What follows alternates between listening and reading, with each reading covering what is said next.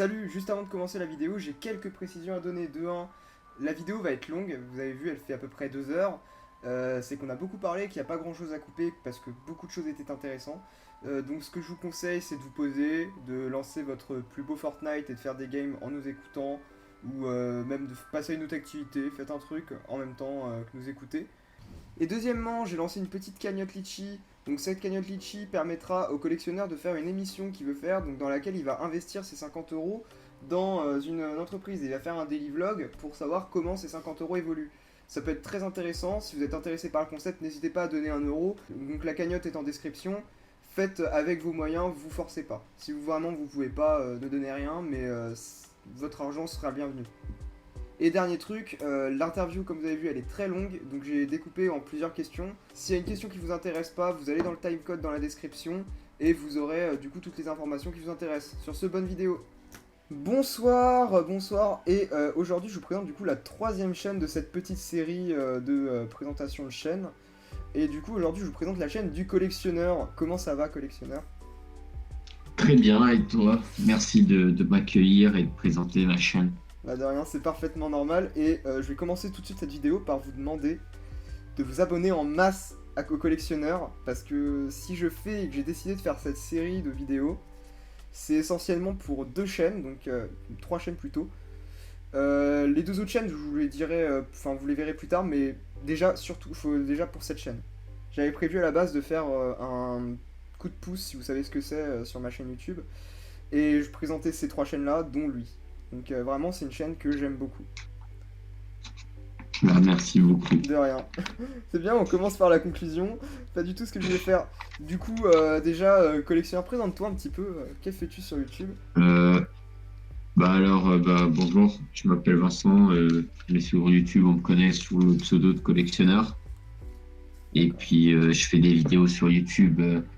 Alors au début j'ai commencé à faire des vidéos sur le cinéma.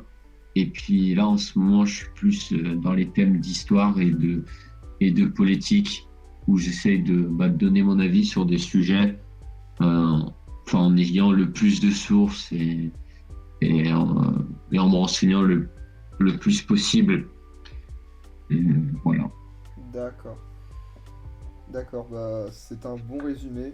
Alors, la première question que j'ai à te poser, parce que du coup aujourd'hui ça va être vraiment une interview, plutôt une interview, donc déjà je vais vous proposer de vous poser, de mettre votre portable ou votre PC à côté, de passer une autre activité, et juste de nous écouter parce que ça va être long. Je préviens, je pense que la vidéo va durer à peu près 40 minutes par rapport aux autres. Ça va être long et ça va vraiment surtout une interview où il va falloir nous écouter, plus qu'autre chose. Du coup, première question que j'ai à te poser, c'est pourquoi tu as commencé YouTube?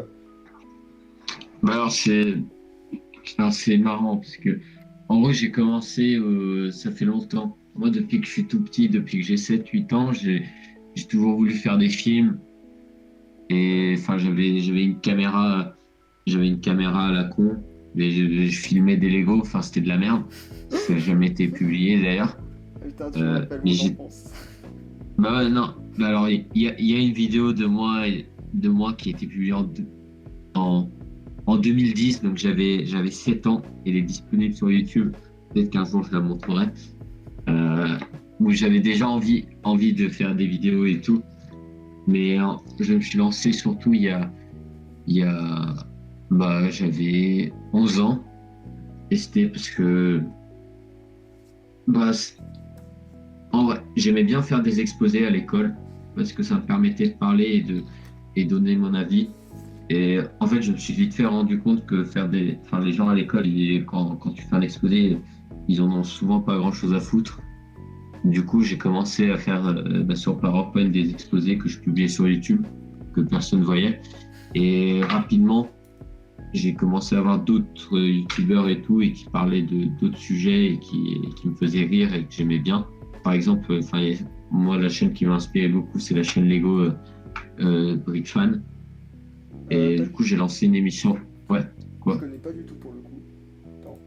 C'est une super chaîne, aussi très peu connue, qui a que 5 millions d'abonnés, mais qui fait des contenus hyper qualitatifs. Et bon, du coup, j'ai décidé de faire une émission à thème aussi. Et au début, je parlais d'une des séries que j'adore, qui est Doctor Who. Et puis, comme j'ai dit, c'était assez limitant. Et j'aime beaucoup de choses. Du coup, j'ai commencé à parler de cinéma et de choses plus larges. Et ça m'a permis de découvrir ma passion pour le montage.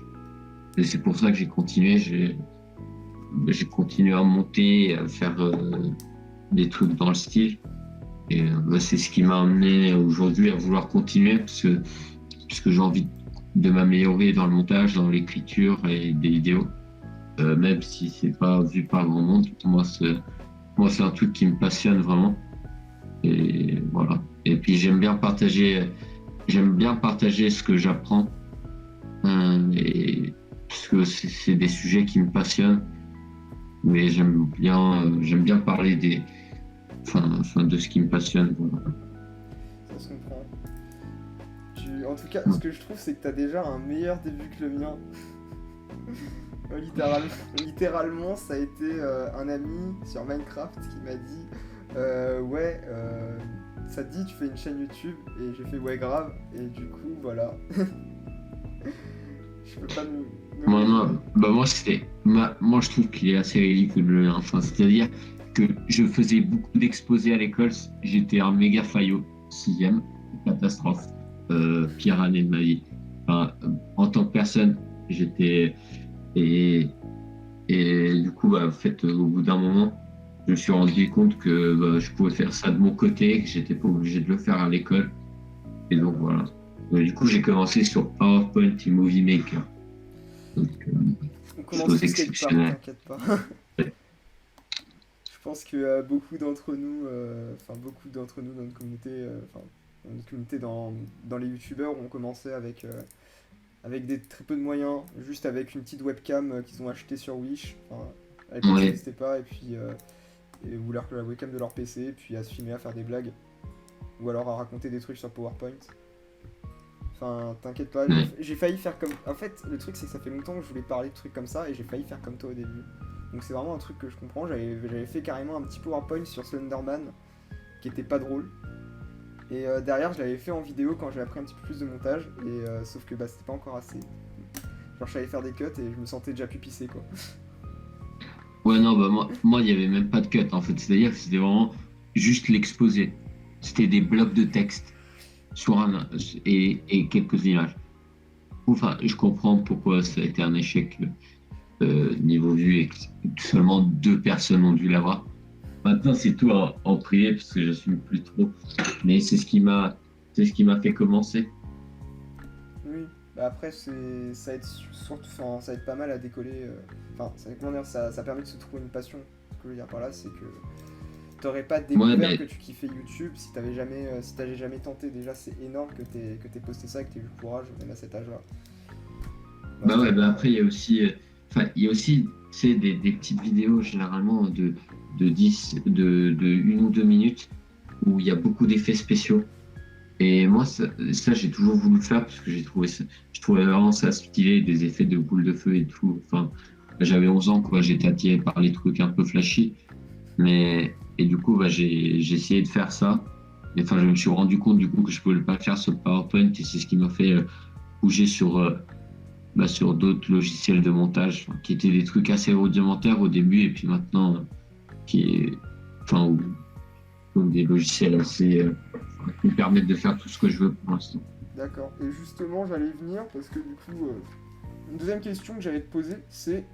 Ouais. Alors, je pense qu'on en a déjà parlé plusieurs fois, mais je trouve que tes montages sont incroyables, ils sont extrêmement soignés. Déjà, quel logiciel tu utilises et combien de temps ça te prend en moyenne pour faire une vidéo déjà comme à peu près, je dirais plutôt comme comment réussir en histoire RSES, qui me semble être à peu près la moyenne de taille. Ouais, ce genre de... Ouais, celle-là, je l'ai fait très rapidement, je crois que j'ai pas le nombre d'heures exact, parce que j'ai jamais compté, c'est un truc que j'ai voulu... Un jour, je le ferai, mais j'ai jamais...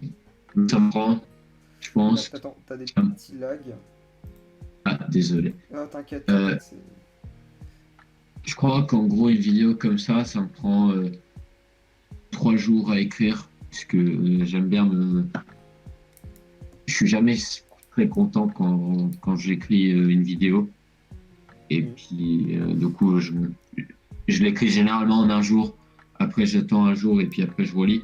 Donc, ça, c'est le truc qui me fait le plus chier avec l'enregistrement. Après, j'enregistre souvent en bloc. C'est-à-dire que il y a différentes parties. J'enregistre une partie, je la monte et tout.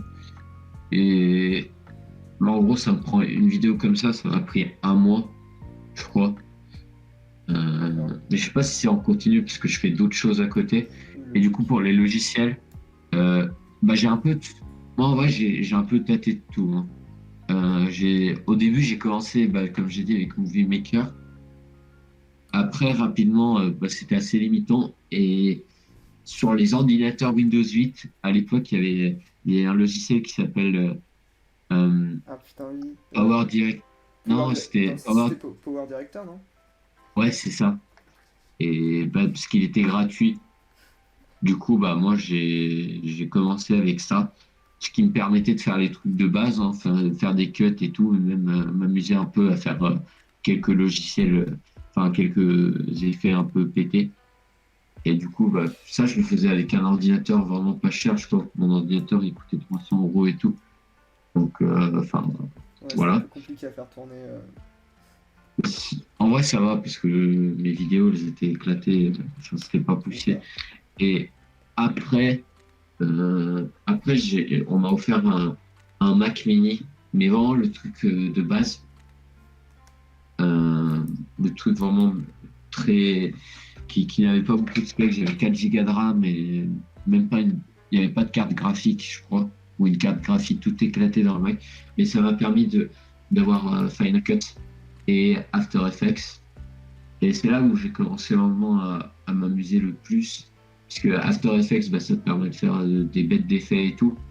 Et, et je me suis beaucoup amélioré depuis que j'ai commencé.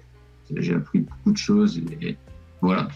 Du coup, il y a aussi Final Cut. Final Cut, moi, c'est un logiciel que j'aime bien, que j'utilise plus, puisque j'ai plus de mode de Mac. Mais si vous êtes sur Mac, moi, honnêtement, Final Cut, c'est super intuitif.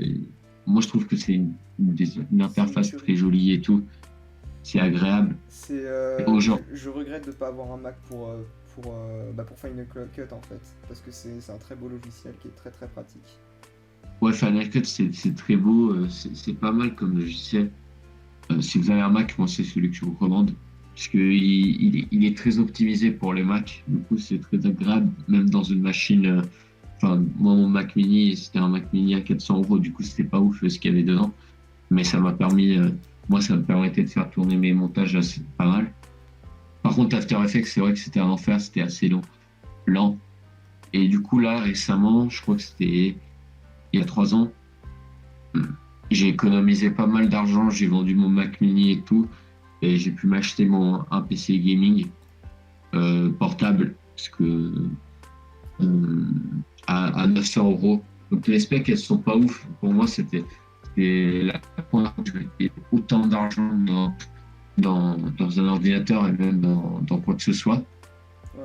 Et, et du coup, bah, il y a 3 ans, j'ai économisé et j'ai pu m'acheter un PC gaming à 900 €, ce qui pour moi était beaucoup, parce que c'était la première fois où j'utilisais autant d'argent pour quoi que ce soit. Ouais. Et j'ai monté pendant un temps sur Premiere Pro. C'est là où j'ai fait bah, la vidéo sur l'Espagne, qui est enfin, sur la guerre d'Espagne et tout. Et en ce moment, je suis sur DaVinci Resolve, c'est le logiciel que je recommande sur Windows, si vous êtes sur Windows, parce que bah, premièrement, il est très complet et il est gratuit.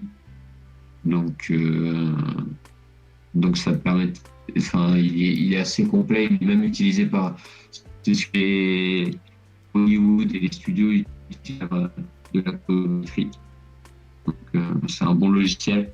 Et après, j'utilisais toujours After Effects pour faire des effets et tout à côté des compositions et des graphiques. L'énorme problème d'After Effects, c'est que c'est vraiment pas accessible. Faut. Tu douilles. Bah, en Ouais. fait, c'est le même. Je dirais qu'After Effects, c'est le même problème que Vegas Pro, qui est du coup le logiciel que j'utilise personnellement. Ouais. Parce que moi aussi, j'ai vraiment découvert sur le tas une passion du montage. C'est que Vegas Pro, quand tu commences, t'es juste à dépourvu. Enfin, je trouve que t'es juste en mode. Ouais, ben, en vrai, Vegas Pro, moi, j'ai jamais été sur Vegas Pro parce que je trouve que l'interface, elle est dégueulasse. Du coup, ça m'a jamais.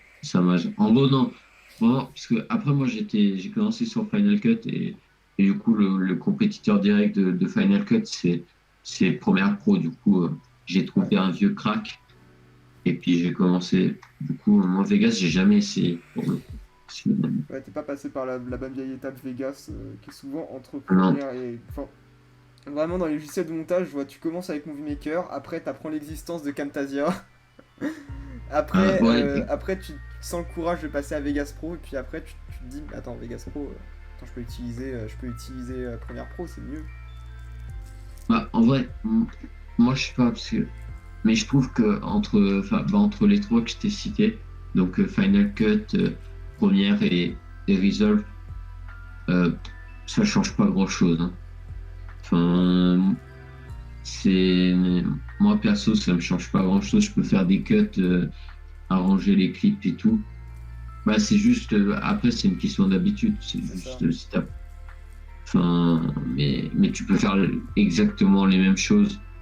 Par contre, le il y a un compétiteur aussi gratuit à After Effects qui est une alternative qui est peu connue et qui est encore plus compliquée. Et là, pour le coup, j'ai toujours pas réussi à me lancer et tout. C'est Fusion. Fusion. Qui d'ailleurs, il y a une. Ouais, Fusion, c'est gratuit. Mais c'est pas du. C'est encore. En gros, c'est un système nodal, ce qui est assez puissant, ce que tu peux faire plein de trucs, des compositions avancées et tout. Moi, j'en ai toujours pas l'utilité, donc c'est peut-être. J'ai pas appris. Mais si vous commencez, que vous voulez commencer avec un truc gratuit, autant, autant apprendre avec ça. Parce que vous pouvez avancer très rapidement et faire. Ah ouais, je viens de regarder Fusion, tu peux même faire de. En soi, tu peux même faire des. Comment dire? De la 3D avec. Ouais, bah alors tu peux pas modéliser. Tu peux pas modéliser? euh, non, mais tu peux importer des modèles 3D. euh, Ça a l'air méga complet. Euh, Modèles importés, mais c'est pas le truc que j'utilise le plus personnellement. d'accord. J'ai, moi, c'est plus dans les graphiques 2D et tout. Et du coup, c'est pour ça. En vrai, si c'est que pour faire des graphiques et des trucs en 2D, je pense que After Effects, c'est plus intuitif. Mais si vous voulez faire des trucs poussés, des effets, et si votre but, c'est, je sais pas, par exemple, travailler chez Hollywood et faire des effets, aller sur Fusion, parce que c'est ce qui est utilisé dans l'industrie. Je pense que je vais le télécharger avant que ça devienne payant. Je le télécharge Non, tout de bah, suite. c'est tout le temps gratuit. Ils ont toujours une version gratuite. C'est ce qui est bien avec Blackmagic, c'est qu'ils ont une version gratuite pour tout. Donc ça, c'est nickel. Ah, ça, c'est cool. Et même la version gratuite, elle est assez complète pour le coup. Bah, moi, je suis sur la version gratuite en tout cas De Resolve. de Resolve, je suis sur la version gratuite, puisque après, c'est vrai, genre, avec la version payante, ça m'éviterait de passer sur After Effects pour faire quelques trucs. Mais, enfin, c'est bon, quoi. Enfin, je peux survivre, quoi. Oui. En tout cas, tout ce que. Pour conclure un petit peu cette partie, franchement, niveau montage, t'es un. C'est incroyable ce que tu fais. Souvent, je vais pas dire que je me vante de mes qualités de montage, mais souvent, bah, depuis que je fais du montage, je pense que c'est pareil pour toi aussi, mais quand je regarde un film, je réfléchis à comment ils ont monté ça, à quels effets ils ont utilisés, comment était l'image à la base, quels effets ils ont rajouté, pourquoi ils ont fait ce plan-là. Parce que dès que tu commences à faire du montage, tu commences à voir un film autrement. Ouais, ça, c'est vrai, c'est vrai. Ouais, parce que tu passes tellement de temps à faire des bidouillages et tout. Moi, ça me fait marrer parce que des fois, tu remarques des astuces de montage maintenant. Ouais, Moi, j'ai l'habitude, parce que je regarde plein de vidéos aussi pour m'améliorer. Mais même, je trouve que c'est assez important si vous voulez vous améliorer en montage et tout. Il y a plein de personnes qui expliquent comment les films sont montés et tout. Même pour des vidéos YouTube, en fait, c'est les mêmes règles. Parce qu'il y a un montage, il faut qu'il soit rythmé et il faut qu'il y ait une cohérence. Alors moi, ça c'est un truc que j'essaie de travailler parce que pour les gens qui ont vu certains graphiques, moi j'essaie maintenant d'avoir une ligne, un truc à suivre toute la vidéo où j'utilise les mêmes tons de couleurs et tout. C'est un truc que j'essaie de retravailler et tout. Mais et avoir une plus de cohérence entre les scènes, quoi. Je sais pas si on peut appeler ça scène, mais entre les moments de la vidéo. C'est vrai que c'est. Enfin, je vois ça parce que j'ai un très gros projet. Oh là là, je tease, mais j'ai un très gros projet. C'est souvent extrêmement compliqué de garder la cohérence au niveau visuel. Genre entre deux plans, les mêmes codes couleurs, tout ça. Ouais, bah C'est galère. surtout dans les graphiques, parce que tu peux faire n'importe quoi, t'es vraiment libre. Mais c'est aussi prenez votre temps en fait. Moi je sais perso, genre, je mets pas trop la pression pour le montage. Si un jour je monte 10 secondes de vidéo et que j'ai 10 secondes de graphique, et bah je suis content. Euh, Moi perso, en vrai, je pense que en une journée où je peux monter, je pense peut-être 3 à 4 heures, je monte généralement autour d'1 minute pour une vidéo. Du coup, je prends mon temps parce que enfin, c'est le visuel, c'est ce qui va donner envie aux spectateurs de rester et de regarder. Ouais, je suis dans le même, plus ou moins dans le même avis. Je passe. À vrai dire, je pense. Enfin voilà, je pense que toi aussi tu connais ça pour le coup. Mais ce sentiment que t'as quand tu fais du montage, que t'as passé genre. Allez, 5 heures à faire du montage, tu reviens en arrière et tu t'aperçois que t'as fait que 25 secondes, mais que tes 25 secondes elles sont géniales. Là t'es Et refait. tu le repasses en boucle. Ouais, tu le Et tu te repasses dis, en ouais, boucle. putain, ça Exactement. marche bien. Ah, c'est génial. Et, et tu sais, des fois, c'est un accord. Moi, ça m'arrive, c'est juste un accord de merde et un bruitage de merde. Et tu le repasses en boucle et tu te dis, ça, c'est. Ah, c'est ça, c'est ça. Yes, ouais, c'est exactement ça. Tu vois un petit passage et puis. Oh, c'est trop bien. Il y a le petit son. Oh, c'est trop bien. Donnez-moi l'Oscar du montage, quoi. Là, c'est c'est surtout les trucs en fin de journée. Mais après aussi, moi c'est le truc. Et au début, même des fois, vous allez, surtout quand vous faites des graphiques et tout, des fois, vous allez avoir une idée. Vous allez avoir vraiment l'impression pendant que vous travaillez que l'idée est bien et ça va pas marcher au montage. Euh, et ça va pas vous plaire une fois dans toute la vidéo. Et il faut pas se forcer, en fait. Vous recommencez, vous trouvez une autre idée. Et puis si ça vous prend une semaine, bah, ça vous prend une semaine. Faut pas essayer de passer vite, surtout si c'est un truc qui vous tient à cœur. Là, tu vois, Ah, les vidéos que je fais, ça va vraiment être à la va-vite. Vraiment, j'ai l'impression de me chier dans la bouche quand je fais le montage de ces vidéos, c'est-à-dire juste des cuts. ouais. Et- Bah, après, il y a aussi, faut pas non plus, enfin, il y a une limite à avoir. Enfin, vous pouvez passer des semaines et tout, mais enfin, faut pas non plus être perfectionniste. Faut juste se dire qu'à un moment, il va falloir la sortir cette vidéo. Parce que si vous la sortez pas, vous aurez travaillé pour rien. Et même si c'est de la merde, autant que quelqu'un la voit et qu'elle vous donne des conseils pour faire moins de merde la prochaine fois. Tu dis ça à quelqu'un, ça fait 2 ans qu'il travaille sur une vidéo. Et tu vas Bah, pas c'est vrai. penser. Enfin, moi, ça m'est arrivé, hein. Pendant un moment, j'ai écrit je sais pas combien de scripts de courts-métrages et à chaque fois, j'essayais une version de plus en plus meilleure. Je me disais non, il faut que j'écrive une meilleure version et tout. Mais enfin, du coup, au résultat, j'ai jamais fait de vrais courts-métrages. C'est ça, enfin. Après, Donc, court-métrage, tu vois, typiquement, c'est un truc que j'aimerais faire.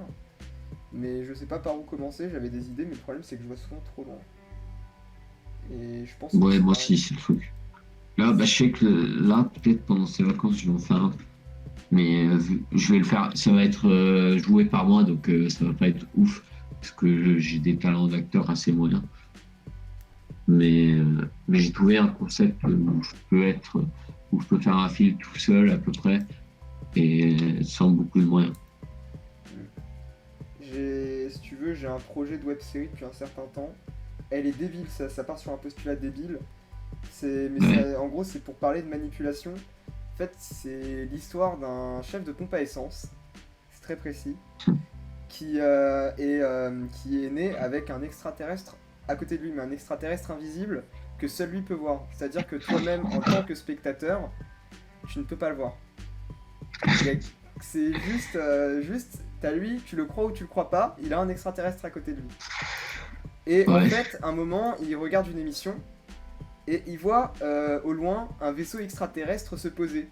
Et en fait, pendant toute la série, tu vas tenter de le voir en train d'essayer de créer plus ou moins une secte autour des gens, de gens qui essaient, qui le croient ou qui le croient pas, en train d'essayer de convaincre un maximum de monde que c'est vrai.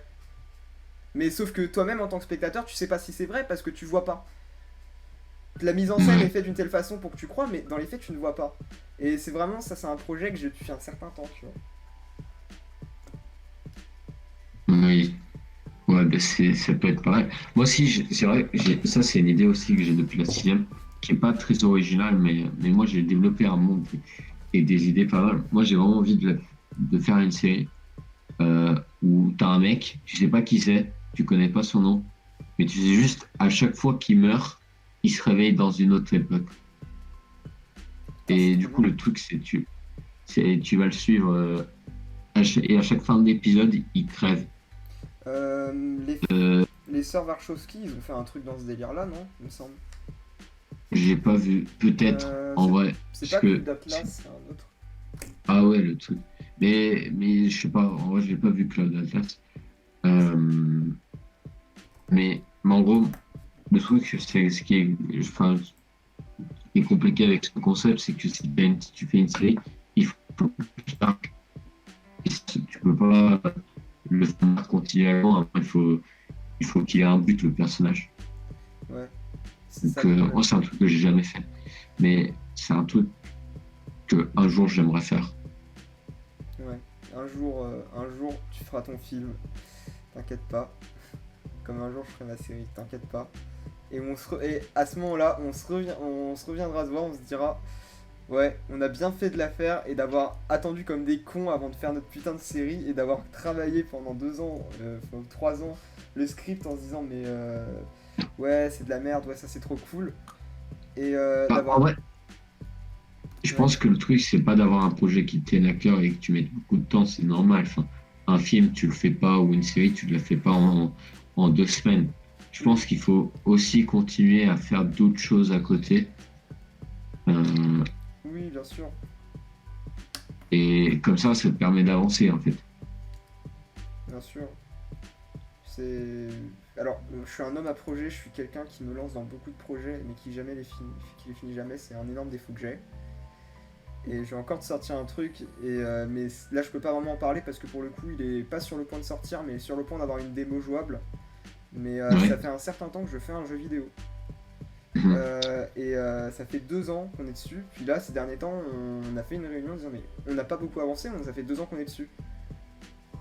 En soi, en Ouais. 2 ans, on aurait pu finir le jeu, mais en fait, on a tellement fait de trucs à côté, chacun de notre côté, qu'au final, ça va, on s'est pas emmerdé, on n'a pas vraiment pensé aux jeux vidéo, et puis quand on y passait du temps, qu'on y consacrait, c'était des moments où on voulait s'y consacrer et qu'on pouvait continuer. Bon, ce qui fait que ça met du temps, mais que du coup, le projet, pour le moment, il est bien abouti et tout le monde aime bien le projet, tu vois. Bon, par contre, on n'a pas Bah, le ça, taf. c'est sûr. Bah, après, enfin, moi, je sais pas, moi, je suis dans le. Moi, c'est pas pareil, parce que, en fait, je me rends compte que quand. Moi, j'aime bien travailler tout seul pour. Il y a des trucs où j'aime bien travailler en équipe, mais pour des vidéos, enfin bah là ce que je fais typiquement, euh, analyse où je donne mon avis, où j'essaie de trouver des trucs, où j'interviewe des personnes, j'aime bien être tout seul. Oui, Euh, Ça c'est peut-être un défaut, mais vu que c'est très personnel comme vidéo, vu que ça n'engage que moi, c'est ma vision et enfin c'est comment je réfléchis moi et comment j'interprète un problème. Euh, J'arrive pas avec. oui non, mais bien sûr, c'est quelque chose d'assez personnel en soi. Les vidéos, j'ai du mal à travailler des vidéos à plusieurs, et c'est vraiment un truc qui me fait peur, c'est pour le court métrage, c'est que j'ai du mal. Je vois bien avec ma petite web série Les Jacobins, j'ai beaucoup de mal à motiver une personne, je vais devoir trouver quelqu'un d'autre pour la remplacer, quelqu'un d'autre qui serait capable d'enregistrer, ça me casse les couilles. Bon, je pense qu'on a vraiment beaucoup trop, c'est beaucoup trop dispersé sur cette question, c'est pas grave, ça fera Ouais, mais c'est une pas longue grave. vidéo. c'est pas grave. Je savais très bien, en faisant une interview avec toi où ça allait me mener en fait. Donc bon. Je suis désolé, moi Non, je t'inquiète, parle t'inquiète. beaucoup. T'inquiète, c'est pas forcément que tu parles beaucoup, c'est juste que c'est intéressant et que je me reconnais beaucoup, dans ce que tu dis. Parce que pour le coup, niveau YouTube, on a vécu plus ou moins la même chose. Toi, t'es à un autre niveau de qualité que moi, mais on a vécu plus ou moins les mêmes choses. Et même avant le live, avant l'interview, on en parlait un petit peu. On a vécu pas mal de Ouais, choses en commun. Et ouais, au final, c'était quelqu'un avec qui j'aime beaucoup parler de base. bah, moi aussi, c'est toujours, bah, c'est pour ça que je me disperse tellement. Sinon, je suis toujours là et ça aurait duré autant. Bah, moi, j'aime bien partager mon expérience et Ouais, écouter ton expérience parce que on en apprend pas mal. On voit comment les autres ils réagissent, eux, comment ils font face à leurs propos. Moi, j'adore écouter les expériences des autres et c'est ce que je fais beaucoup. J'écoute par exemple beaucoup d'interviews d'autres créateurs et tout, parce que ça me permet de savoir, de prendre des techniques pour savoir, pour savoir comment m'améliorer moi en tant que personne et en tant que créateur. c'est sûr que ça aide énormément de regarder. Enfin, ça aide beaucoup de regarder des interviews d'autres créateurs. Je le fais beaucoup aussi. C'est vraiment Ouais, quelque chose qui est très sympa. Tu joues à un petit jeu et à côté tu regardes une petite interview. Bon, ouais ben c'est ça. c'est Ou très même, très sympa. en fait, moi, ce que je trouve, c'est que c'est des vidéos, du coup, c'est, d'une certaine manière, c'est assez similaire à un film. Il faut appliquer les mêmes techniques qu'un film. Et moi, les making-of de films aussi, ça m'aide beaucoup. Parce que tu vois certaines techniques et tout. Donc, du coup, tu vois aussi des trucs de montage, des trucs, des astuces visuelles et tout, et t'en apprends pas mal. Du coup, ça, c'est aussi des choses. Et les réalisateurs, ils partagent leur expérience aussi, du coup. C'est assez intéressant. C'est passionnant ce genre de choses. Bon, Oui. je pense qu'on s'est un peu écarté et du coup je vais te poser la troisième question. Ouais. La troisième question, alors après le cinéma, tu t'es mis plus ou moins à parler de politique et d'histoire. Pourquoi ce changement total de contenu du coup? Bah, enfin, au niveau du contenu, c'est vrai que c'est total.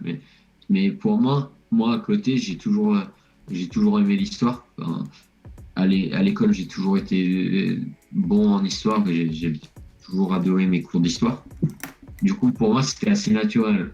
C'était juste que j'aimais bien parler, j'aimais bien me renseigner et lire des livres d'histoire, surtout. Et, et, et après l'histoire, ça m'a amené à la politique actuelle et, et la situation. Personnellement, je me reconnaissais pas trop dans la politique actuelle et je me sentais vraiment un peu isolé dans ce qui se passait.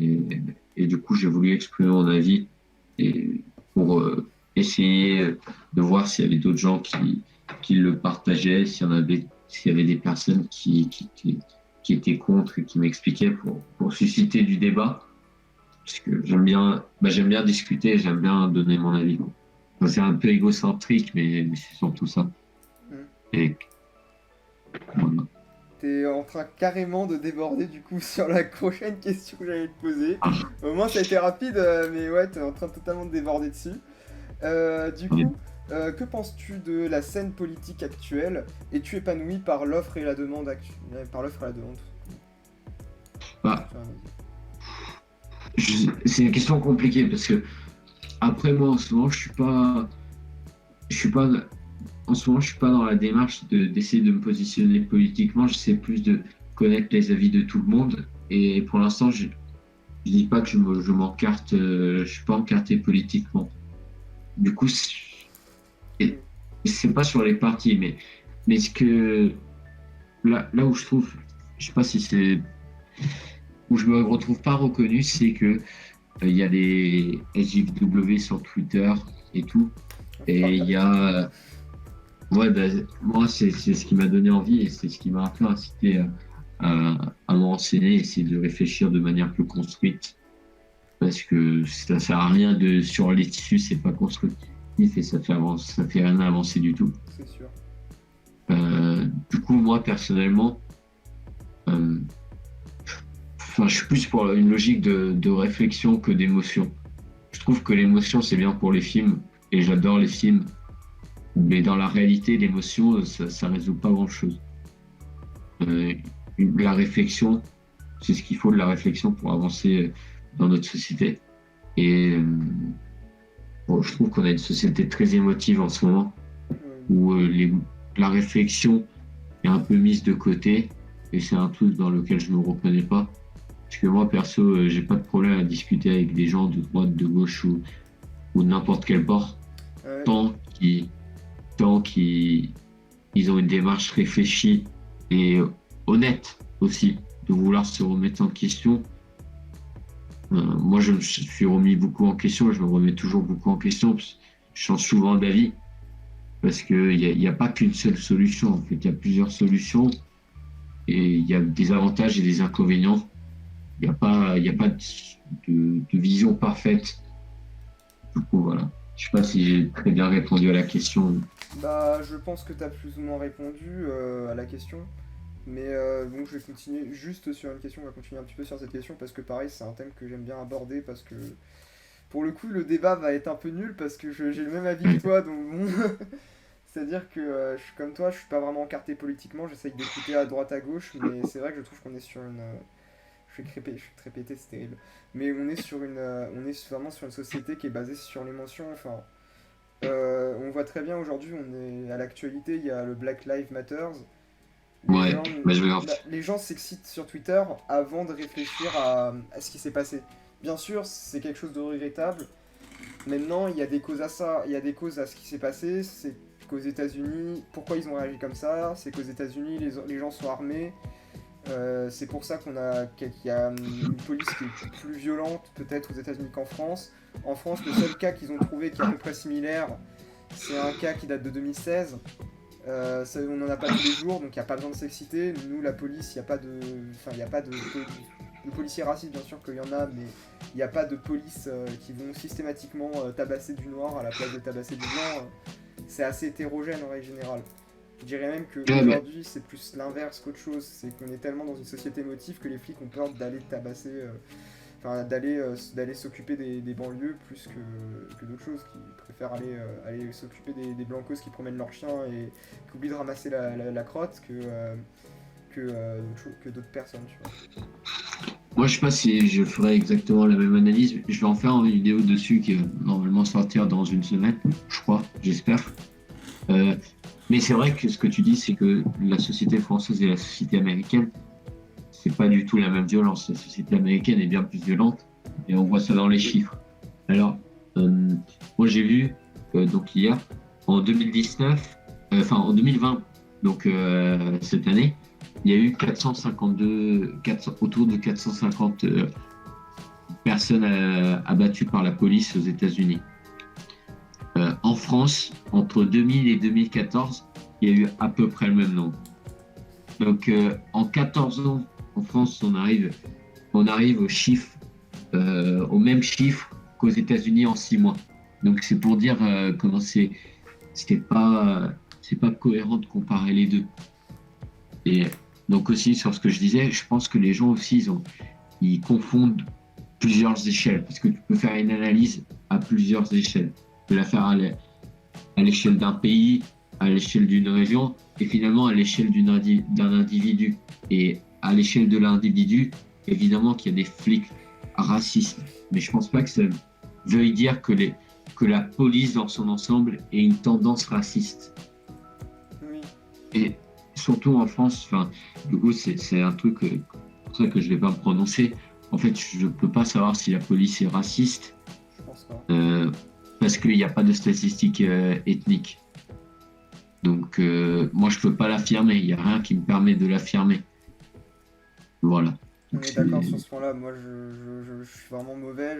Comme toujours, je lance des trucs dans le vent, t'inquiète pas. Faut souvent me contredire, t'inquiète pas. C'est que je lance des trucs dans le vent. Non, je pense pas qu'on soit foncièrement. Aussi, si je peux rajouter aussi, je pense que le problème avec la police en France, surtout parce que moi, je suis français, du coup, je m'intéresse à la France, quoi. J'en ai pas vraiment quelque chose à faire des États-Unis. Enfin, à part en matière de politique extérieure, puisque ça concerne la France. Mais en France, c'est surtout ces dernières années, et même sous Hollande, ça commençait. Il y a une instrumentalisation des forces de l'ordre par l'État. Et donc ça pose problème parce que la police elle est censée être républicaine et représenter représenter le peuple, enfin les lois que le peuple décide. Et ça, moi, ça me pose problème. Enfin, c'est un problème à régler en fait. C'est pas tout blanc. Il n'y a pas que pro-flic ou anti-flic. Il y a un milieu. Je pense que il y a des. Oui, en fait, c'est le problème, c'est qu'il y a beaucoup de nuances.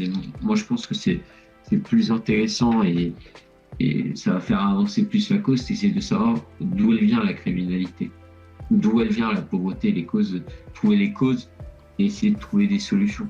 C'est plus, avant de gueuler, avant d'être dans un extrême ou dans un autre en disant que soit c'est le racisme systémique, soit c'est les Arabes, il faut trouver un juste milieu, c'est ça. C'est toujours comme ça. Et je pense que c'est exactement, c'est pour ça, moi aussi, le FN aussi, il y a beaucoup, ça cherche pas non plus, ça cherche à associer la criminalité aux étrangers. Et moi, en vrai, honnêtement, je peux pas l'affirmer, même si je peux pas l'affirmer, il n'y a pas de statistiques sur. En France, c'est interdit de faire des statistiques sur l'ethnie, il me semble. Ouais, mais quoique, je sais pas s'il y a des statistiques sur la criminalité des étrangers. Enfin, il y a, je les connais pas par cœur, mais je sais que pour la prison, il y a on connaît le pourcentage d'étrangers en prison. Mais en fait, même si on vire tous les étrangers, il y aura toujours de la criminalité. Et le problème, c'est qu'il faut la baisser. Il faut prendre le problème dans son ensemble. Et je pense que ces deux problèmes, c'est relié. Mais il ne faut pas oublier l'autre partie. L'autre partie, il y a quand même beaucoup de Français qui sont criminels. Et ça aussi, c'est une question à régler. Il faut la régler dans son ensemble. Oui, c'est beaucoup de choses à... comment dire ? De base, il y a beaucoup de choses à régler, il y a beaucoup de nuances à voir surtout. S'il y a beaucoup de nuances à avoir, c'est que la criminalité ne vient pas forcément de l'étranger.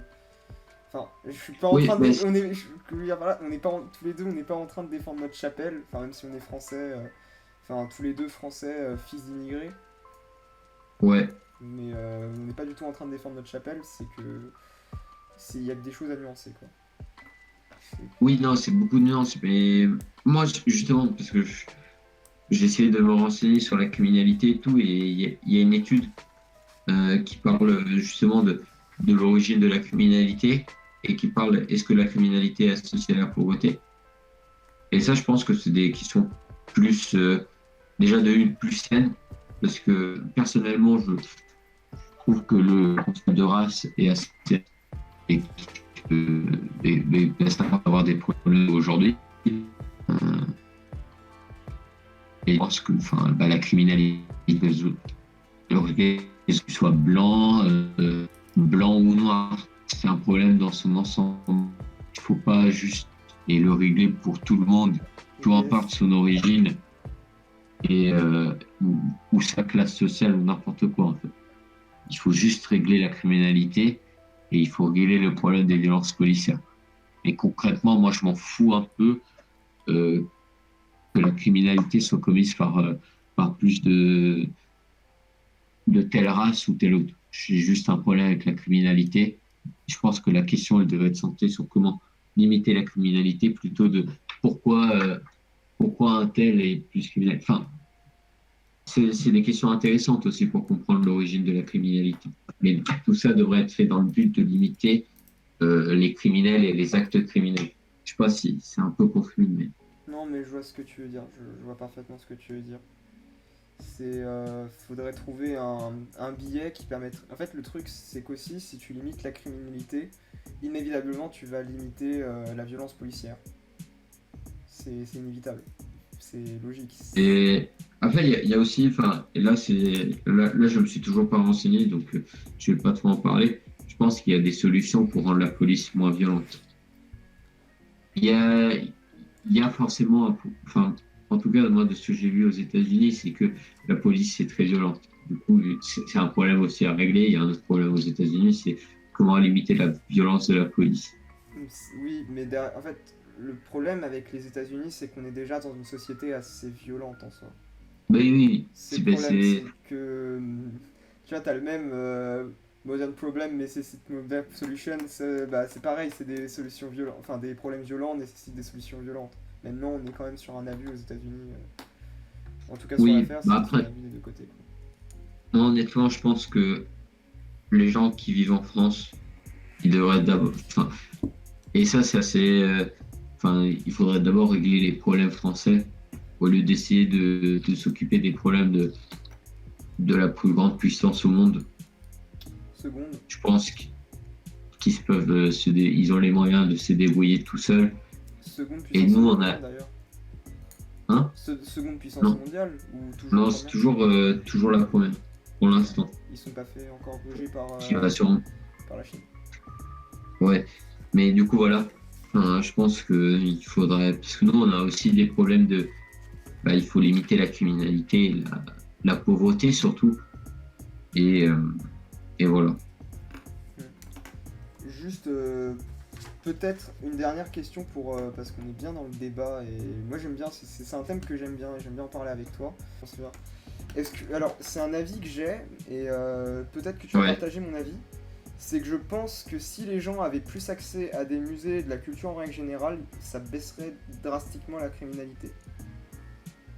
Ouais, mais ça, c'est sûr. En fait, que tu vois que les criminels, euh, ils ont pas souvent beaucoup d'études. Les personnes qui plongent dans la criminalité. Et du coup, bah, moi, c'est un truc quand même. Moi, je pense que une des seules affirmations, ça, c'est un truc qui me rend vraiment triste. Et c'est la baisse de la qualité de l'éducation. Et surtout parce que j'ai la profession des professeurs qui sont les premiers à partager la culture et donner envie de faire un métier aux enfants. Il faudrait leur donner plus de moyens pour éduquer les enfants et les passionner. Et peut-être un peu plus de liberté. Parce que, enfin, moi personnellement, ce que je préfère dans les cours, c'est quand les profs ils font des digressions et qui parlent vraiment de ce que eux les passionne. Par exemple, un sujet particulier de l'histoire et tout. Moi, enfin, je trouve quand ils sont les plus passionnants, il faudrait leur permettre de faire plus ça, enfin, tout en suivant un programme, mais leur permettre de faire. Ouais. Juste, je vais rebondir sur un point, c'est le problème de l'éducation en France, c'est que on ne sait pas pourquoi la qualité de l'éducation dans les lycées et dans le collège, lycée, tout ça a diminué énormément. Mais par contre, la qualité de l'enseignement supérieur, donc je suis dans l'enseignement supérieur, je suis en prépa, yes. Ouais. Enfin, je suis plus en prépa maintenant, je suis en école d'ingénieur. Yes. Yes, c'est bon. Félicitations. Moi, j'étais dans une prépa intégrée, c'est genre une fausse prépa. En vrai, c'est plutôt une licence. Ah, C'est juste que de base, j'étais déjà dans mon école d'ingénieur. En fait, c'est juste que je suivais un cursus, une semi-prépa pour dire ouais, regardez, il a été en prépa, sauf que j'étais déjà pris dans mon école. Et en soi, c'était juste une licence. ouais, je te félicite quand même. Merci. J'ai eu les résultats aujourd'hui. Et Yes. bah, s'il vous plaît, allez dans les commentaires féliciter, Merci. féliciter Rola pour sa réussite. Yes, merci beaucoup. Mais du coup, ce qu'on peut voir, c'est souvent que l'éducation, enfin il y a vraiment un énorme cap entre le collège-lycée et l'éducation supérieure. Et en France, c'est assez connu, et ce que beaucoup de gens me disent, c'est qu'en France, on a le droit à l'une des meilleures éducations, éducation dans le supérieur. Moi, je pense que avant, je pense pas que tout le monde soit fait pour faire des études. Moi, c'est un truc que je pense pas. Tout le monde peut être passionné et apprendre dans ce qu'ils veulent, mais tout le monde n'est pas fait pour faire des longues études. Oui. Je pense que ce qu'on est en train d'essayer de faire, et c'est le cas parce qu'il y a une dévalorisation du bac, c'est de plus en plus simple et on le donne à tout le monde. Il faudrait remonter le niveau du bac et rediriger et remettre en valeur les cursus comme les lycées professionnels ou les lycées technologiques qui, en tout cas de ce que j'ai vu, puisque je suis encore dans le lycée, qui sont toujours assez... Enfin, c'est des voies de secours pour l'instant. C'est pas... Personne voit vraiment ça comme... Enfin, il y a des exceptions, mais la plupart des gens, c'est juste quand ils se font recaler du lycée général qui... Alors tu vas rire, Et sur ces- je dois être une exception, mais je connais plus d'exceptions que de mecs qui sont allés en voie de secours. Parce que en fait, Sérieux. j'arrive à m'entourer vraiment de gens passionnés. J'ai par exemple un de mes meilleurs amis que j'ai rencontré sur Minecraft, lol. Ouais. Yes, aujourd'hui, le hasard a fait qu'on est toujours très très amis. Dédicace à lui, Mister Thomas, qui est rentré en bac pro camionneur par passion. Parce qu'il voulait être camionneur, et dans le même délire, j'ai eu un autre ami qui est rentré dans bac pro électricien parce qu'il voulait devenir électricien. Un autre qui, pareil, il était passionné par la culture de plantes, il est bac pro culture de plantes. Enfin, vraiment, je Bah ouais, connais beaucoup. peut-être, il faut encourager les gens à poursuivre leur passion. Oui, malheureusement, il n'y a Enfin, pas de bac pro montagne russe tu- pour moi. Je suis un peu déçu. bah, c'est ce que je dis, en gros, t'es pas, tout le monde n'est pas obligé de faire lycée général. Ouais, il y a plus de filière, mais sinon filière S et puis une prépa et voilà, enfin tout le monde n'est pas obligé de faire ça. Enfin, il en faut des personnes qui font ça. Enfin, moi perso, c'est ce que j'ai envie de faire, mais enfin, il y a des personnes qui ne sont pas faites pour ça Ils et, sont pas capables. et qui sont faites pour d'autres choses. Enfin, par exemple, il faut rien me demander de faire de mes mains. Je sais pas mettre un clou. Pour moi, c'est déjà un challenge. Yes. Mais, C'est dommage, c'est très sympa aussi faire de la menuiserie. Ça, c'est grâce à mon père qui m'a toujours appris depuis que je suis petit à utiliser toutes sortes de matériaux. Tu me demandes de faire un meuble, ça me pose aucun problème. Mais par contre, tu me bah, moi, demandes en fait, il y a des trucs, tu me demandes de parler d'histoire. J'aime beaucoup l'histoire, mais je serais incapable de faire des dissertes bien construites. C'est à chacun ses trucs. ouais. Bah, c'est ça. Moi, en fait, je suis capable de rien faire de même. En fait, déjà que je suis pas très doué. En fait, j'ai un problème, j'ai un problème de coordination des gestes, je pense, parce que même écrire, des fois, j'ai une écriture de merde et je pense que ça doit. Perso, je pense que ça doit être relié. Mais, mais voilà. Mais du coup, enfin, c'est pour dire que moi, par exemple, moi, j'aime bien lire, j'aime bien faire des trucs, hein, de réfléchir et tout, et ça me gêne pas de passer des heures à l'école à apprendre. Mais il n'y a pas tout le monde qui est fait pour ça, en fait. Oui. Et je pense que ça serait pour le bénéfice de tout le monde, hein, parce que genre, je préfère avoir un bon menuisier, s'il faut des bons menuisiers, que, je sais pas, enfin, qu'un type qui va en, enfin, qui poursuit un cursus qui ne l'intéresse pas, Parce qu'il a pas juste le parce que c'est la bonne chose à faire selon X critères. Oui, c'est ça. C'est dommage en fait que les voies pro soient vues comme des voies de secours. C'est Bah, vraiment moi, c'est dommage. ça. Bah, C'est. moi j'ai pas la même expérience que toi, mais en tout cas, dans mon entourage, j'ai surtout en seconde, parce que je connais pas beaucoup de gens qui ont été en pro, mais qui se sont fait virer. Le lycée leur a dit, bon, il vaut mieux que tu ailles en lycée technologique si tu veux réussir et tout, alors que, alors que eux, ils voulaient rester en général et tout. Donc Oui, pour eux, c'était pas leur premier choix ni leur envie, quoi. oui. C'est sûr que pour le coup, c'est plutôt même décevant, mais c'est ça le problème, c'est que la pro est vraiment vue comme étant une solution de secours. Bon, Ouais, désolé, le thème est passionnant, mais on peut continuer toute la nuit, mais ouais, le sommeil c'est important. ouais, Du ouais, coup, je ce que suis je te désolé. propose, non, t'inquiète, Ouais, j'avais prévu le coup, vraiment. Je savais que sur cette vidéo, j'allais pas faire de montage parce que, enfin, pas beaucoup. Enfin, je sais très bien que je vais pas en faire beaucoup parce que tout ce qu'on dit est intéressant et tout ce que tu dis est intéressant. tout ce que je dis potentiellement est intéressant. Enfin, c'est pas comme les Bah, autres où je fais que couper, parce qu'on préfère se focus plutôt sur la chaîne et sur le oh là là, trop lol. Là, on va vraiment parler en ouais, profondeur de trucs et ça m'intéresse vraiment. Et vraiment, c'est une vidéo qui me hype de faire. merci. Donc, Vas-y. Moi aussi, je kiffe. Moi, j'adore. Je pourrais passer des heures à discuter comme ça. pareil. Parce que moi, c'est de tout et de rien. Parce que c'est là où, en fait, on comprend la vie des autres. Et, et en fait, les idées, elles sont faites pour être partagées. Sinon, bah, ça sert à rien. Ça sert à rien de poser des questions. Enfin, voilà, si tu fais juste du small talk tout le temps, enfin voilà, tu te forges pas vraiment d'avis. Ouais, c'est pour ça. C'est marrant 2 minutes le LOLs, mais au bout d'un moment, Ouais, enfin, discuter avec des gens qui n'ont pas ton avis. c'est Enfin, ça. là, il se trouve qu'on a à peu près le même avis, mais si on a, moi, je suis sûr que si on allait encore plus en profondeur, on trouverait On des trouvera un accord. désaccords et des visions différentes. Ouais, on trouvera. Je Euh, pense que, en vrai, je pense que c'est ça, on pourrait trouver des désaccords, mais pour le moment, je suis désolé de te dire ça, il y aura pas beaucoup de débats parce qu'en règle générale, je suis assez d'accord avec toi. ouais, mais enfin, c'est les trucs, Bah, moi, j'essaie d'amener. En fait, j'essaie pas trop d'être polémique dans ma chaîne.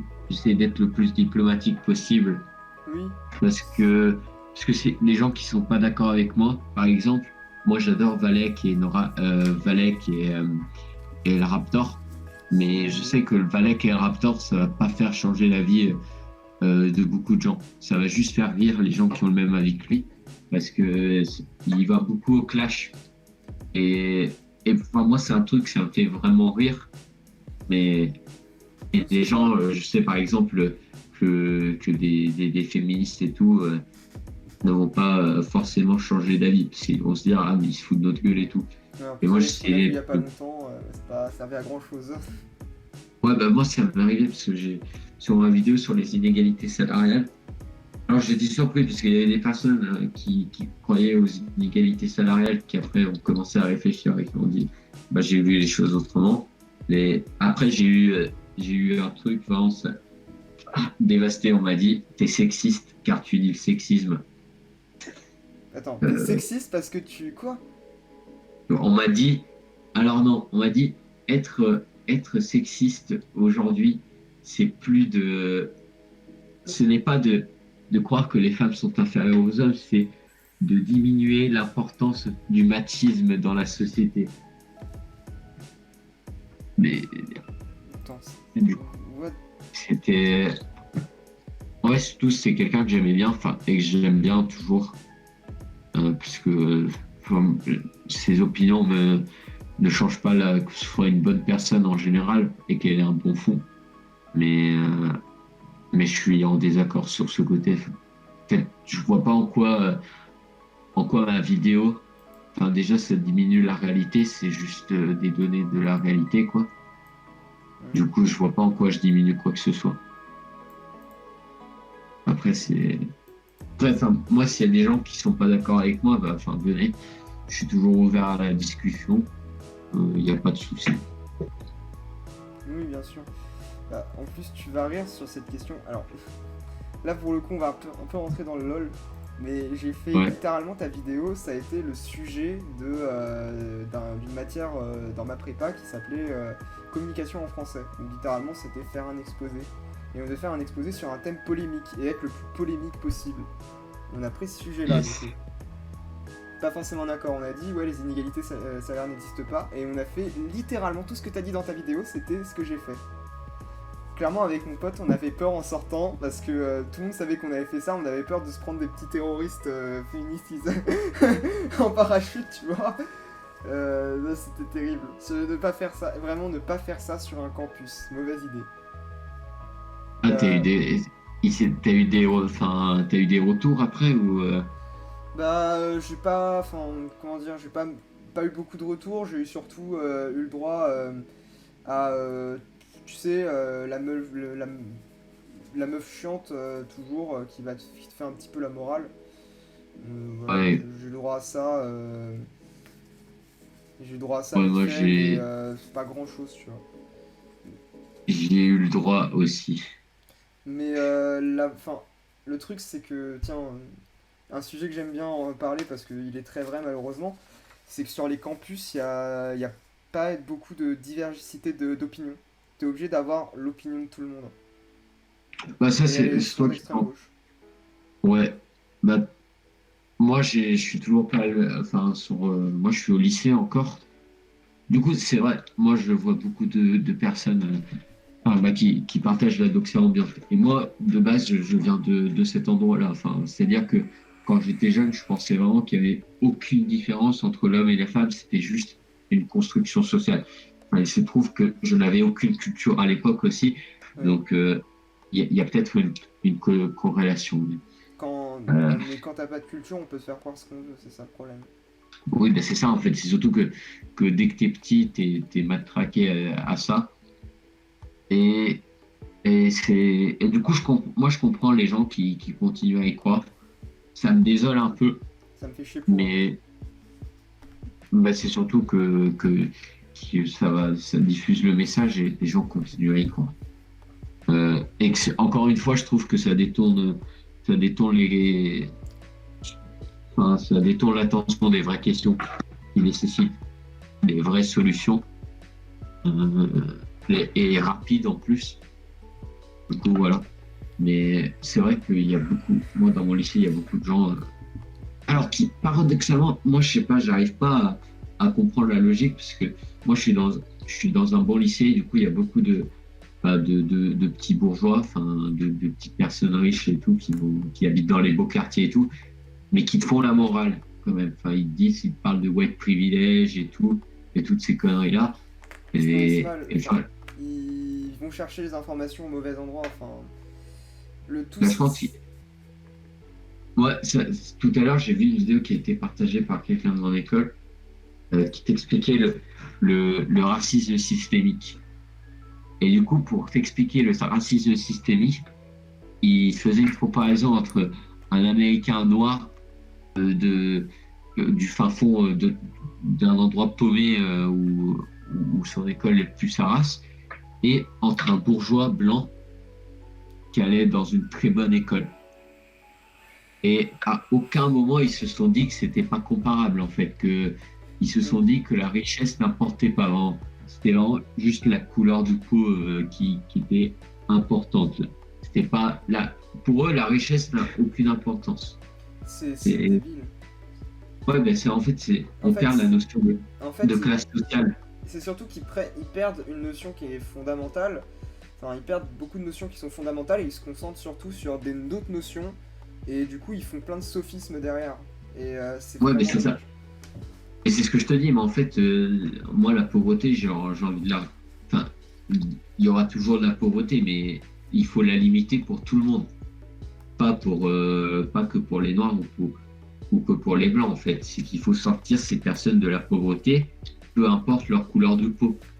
Du coup, c'est pour ça que moi, je peux pas me retrouver dans ce discours, parce que je pense pas qu'on devrait traiter les questions par rapport à la race. Enfin, je crois pas au concept de race, du coup, je pense juste qu'on devrait se poser des questions comment réduire la pauvreté, quoi. Enfin, et peu Alors, importe. tu vois, moi, c'est pas que je crois pas au concept de race, mais là, on va plutôt s'embarquer dans de la biologie. C'est qu'évidemment qu'il y a des différences purement biologiques entre des noirs et des blancs. Mais ces différences biologiques, c'est de la merde. C'est-à-dire que c'est prouvé scientifiquement que les noirs résistent mieux comment dire, au paludisme que les blancs et que les blancs peuvent boire du lait contrairement à tous les autres. Alors le blanc qui peut boire du lait, maintenant, c'est un truc boire du lait, c'est un truc d'extrémiste blanc Ouais. dominateur, de mâle blanc dominateur, c'est terrible. On arrive à là. Bref, ce que je voulais dire, c'est que ok, le système de race n'existe pas réellement à part si tu considères que ces petites différences existent, mais ça n'explique pas, ça ne peut pas expliquer des différences, ça peut pas. En fait, j'ai l'impression qu'avec leur racisme systémique, bah, ils créent une nouvelle forme de racisme. C'est très particulier, mais en fait, je vois pas beaucoup de gens en parler, mais avec leur racisme, ils sont juste en train de faire du racisme, en luttant contre le Oui, racisme. ben c'est ça un peu. Moi, après, enfin, sur ce que tu disais, qu'il y ait des différences, bah, c'est vrai qu'il y a il y a des différences morphologiques. Enfin, Mais, bah, mais c'est sûr que l'antiracisme crée du racisme. Parce que finalement, par exemple, et moi je l'ai vu, parce que pour préparer la vidéo, euh, j'ai écouté pas mal de noirs conservateurs américains. Et j'ai vu les commentaires qu'ils recevaient, mais c'était par d'autres personnes. Et ils les traitaient de noix de coco parce qu'il est noir à l'extérieur, mais blanc à l'intérieur, d'Oreo, de De Bounty. Bounty. Le Et Bounty, moi, yes. Le coussin de moi, Bounty. personnellement, ça me choque pas parce que ça m'étonne pas, mais que l'antiracisme fasse ça. Et moi, ce qui me choque par contre, c'est qu'il traite les personnes de traite à leur race. Ça, ouais, ça c'est des choses Ça, c'est un parce peu que je limites. pense pas qu'il y ait des idées, il y ait des idées typiques à une race. En fait, tu peux penser tout, peu importe ta race. Enfin, c'est pas parce que t'es noir que t'es de gauche. En fait, Moi, ça me dépasse. c'est le truc, c'est que ils confondent le concept de race et le concept de culture. C'est que dans leur culture, oui, peut-être que c'est mal vu de traiter avec le blanc. J'en sais rien, je suis pas du tout noir. Enfin, après, comment vous pouvez estimer que je suis pas noir? Désolé, excusez-moi. Mais non, mais du coup, moi je suis roumain. De mon côté, ça voudrait dire que dans le coffre de ma voiture, il y a des. Je cache 5 cadavres d'Ukrainiens et que j'ai un cerf dans le capot, quoi. C'est terrible. Enfin, je sais pas, ce que je veux dire par là, c'est que. Ok, ils confondent, mais ils créent un racisme là où il y en a pas. Et c'est terrifiant en fait. C'est Ouais, non, vraiment terrifiant. moi, ce qui m'a terrifié ce matin, j'ai vu des photos bah, d'une gamine, quoi. Enfin, elle avait 2 3 ans, je sais pas. Et ses parents lui faisaient tenir une pancarte avec white privilege dessus, ou j'ai le white privilege de je sais pas quoi. Ouais. Et moi, enfin, instrumentaliser un gamin de 2 3 ans pour faire sa petite, propager sa petite idéologie là, moi, ça me rend dingue. Moi aussi. Parce que ça me viendrait jamais à l'esprit d'exploiter un enfant qui ne comprend rien au problème pour pour gagner une guerre idéologique. Je pense qu'il y a des limites et tous les moyens ne sont pas bons pour gagner une guerre. Enfin, guerre idéologique et de pensée. Utiliser des gamins, ça commence à devenir chaud. Bah Bah, oui, moi, c'est. je pense que dès que tu commences à utiliser des gamins, sans vouloir faire de sophisme, mais dès que tu commences à utiliser des gens qui sont ignorants, mais ignorants pas parce qu'ils ont rien appris, c'est pas de leur faute, c'est qu'ils viennent de naître, donc ils sont ignorants. Dès Oui. que tu commences à utiliser des enfants, en fait, c'est que ça commence à devenir chaud, tout simplement. Oui, non, mais moi, personnellement, je vais pas. Aussi, c'est ce que je vais dire, je vais pas m'excuser d'être blanc, hein. J'ai jamais Ouais. excusé à personne Et jamais je pour ma m'excuserai d'être couleur blanc. de peau. Enfin, moi, parce que apparemment j'ai le white privilege, mais moi personnellement, mes ancêtres, ils étaient au fin fond de l'Espagne en train de travailler un champ. Ah, toi, Euh, t'étais au fin fond. Ouais, bah moi, c'était. Ce que j'ai appris, c'est que moi, mes ancêtres, c'était au choix des gens de la mafia de Bucarest. Sinon, c'était des sorcières qui traînent dans la campagne de Bucarest, genre des sorciers, des groupes ou des trucs comme ça. Et de mon côté mais là, français, et de mon côté français, j'ai fait mon arbre généalogique pour voir. Il y a beaucoup de forains. Il y a des forains. C'est trop bien. C'est des forains alsaciens, c'est trop bien. ouais, bah moi non. Moi, en vrai, moi j'ai une famille de paysans quoi. Enfin, enfin, moi non, moi mon grand-père, enfin à partir de mon grand-père, il est devenu ingénieur et tout, mais il est arrivé en France quand il avait 7 ans. Et, et il a travaillé, enfin, il a réussi à avoir une bourse et tout, il s'est démerdé comme il a pu. Mais sinon, je vois pas en quoi il a eu un privilège, il a été privilégié d'être blanc. Enfin, pour lui, ça a été aussi dur et même peut-être plus dur, parce que, enfin, il est arrivé, il parlait pas français ni rien du tout. Donc, je vois pas en quoi il a eu un privilège du fait de sa blanchitude et que moi j'ai un privilège à cause d'être blanc, quoi. Enfin, moi, dans mon école, de ce que je connais, enfin, si t'es noir ou pas, t'as le même contrôle que tout le monde. Et les résultats, ils sont juste individuels, quoi. Alors, Enfin, c'est pas... je peux exprimer un truc qui est nul. C'est vraiment le mauvais exemple, je trouve. Parce que pour le coup, après tu vas me dire ouais c'est empirique, mais ça m'est arrivé une fois où j'ai eu le droit à une prof raciste, et ouvertement pour le coup. Une prof Ouais. de physique, et au début ça m'a dégoûté vraiment de la physique parce que j'ai eu 2 années d'affilée. Et j'avais un moment, elle a appris que j'étais roumain. Au début j'avais des notes Ah à peu ouais. près correctes, et elle avait appris que j'étais roumain. Et bizarrement, quand elle rendait des contrôles, t'avais les noirs qui se tapaient des mauvaises notes, les arabes qui se tapaient des mauvaises notes, et le petit roumain qui se tapait une mauvaise note. Tout le monde, ils avaient des Oui, bonnes non. notes, tu vois, mais nous on avait des notes de merde. Ouais, non, mais enfin, il y a des racistes. Je suis pas en train de dire que les Oui, racistes bien sûr. n'existent pas, en fait. Je veux juste dire que à l'échelle de la, bah, c'est ce que je disais tout C'est à ça, l'heure, c'est c'est que à l'échelle de à, l'exception, c'est en règle générale. à, enfin, à l'échelle de l'individu, il peut y avoir des individus racistes, mais ça veut pas dire qu'il y a une tendance globale. Non, bien sûr que non. Ça, c'était juste Pareil, pour caler cette et petite ça, histoire de c'est, merde.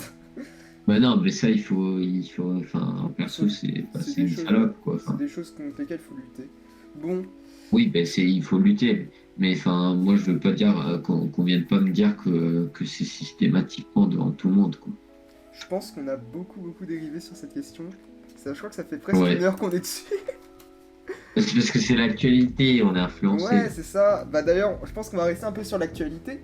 Alors, Ouais, j'ai vu que dernièrement, t'as fait une vidéo sur la loi Avia. Et ouais. du coup, j'avais une question, c'est de ton point de vue, est-ce que la loi Avia va être une véritable loi liberticide, ou alors ça va être un pétard mouillé, un petit peu comme a été l'article 13? C'est vrai qu'il y a eu beaucoup de pétards mouillés sur les lois liberticides, mais moi, ce que j'étais en train de me demander les autres jours, c'est qu'en fait, ils les ont pas utilisés sur le coup.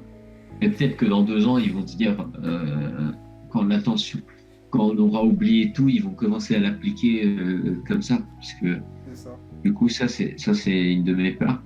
Mais la loi vient, enfin, elle est censée commencer à être appliquée en 1er juillet. Et puis Twitter, là, il s'en sort déjà à tout bout de champ.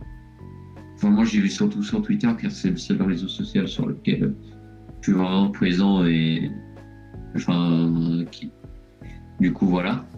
Et, et moi, ça m'inquiète parce que les réseaux sociaux, enfin, qu'on le veuille ou non, il y a beaucoup de merde et tout, mais c'était devenu un espace de débat et une manière de s'exprimer. Euh, et je pense que moi, je suis contre toute loi qui régule la liberté d'expression. Vraiment, pour moi, enfin, C'est un peu... Ouais. mais parce que sinon, il n'y a pas de limite, en fait. Tu commences à un moment et après, tu t'arrêtes pas.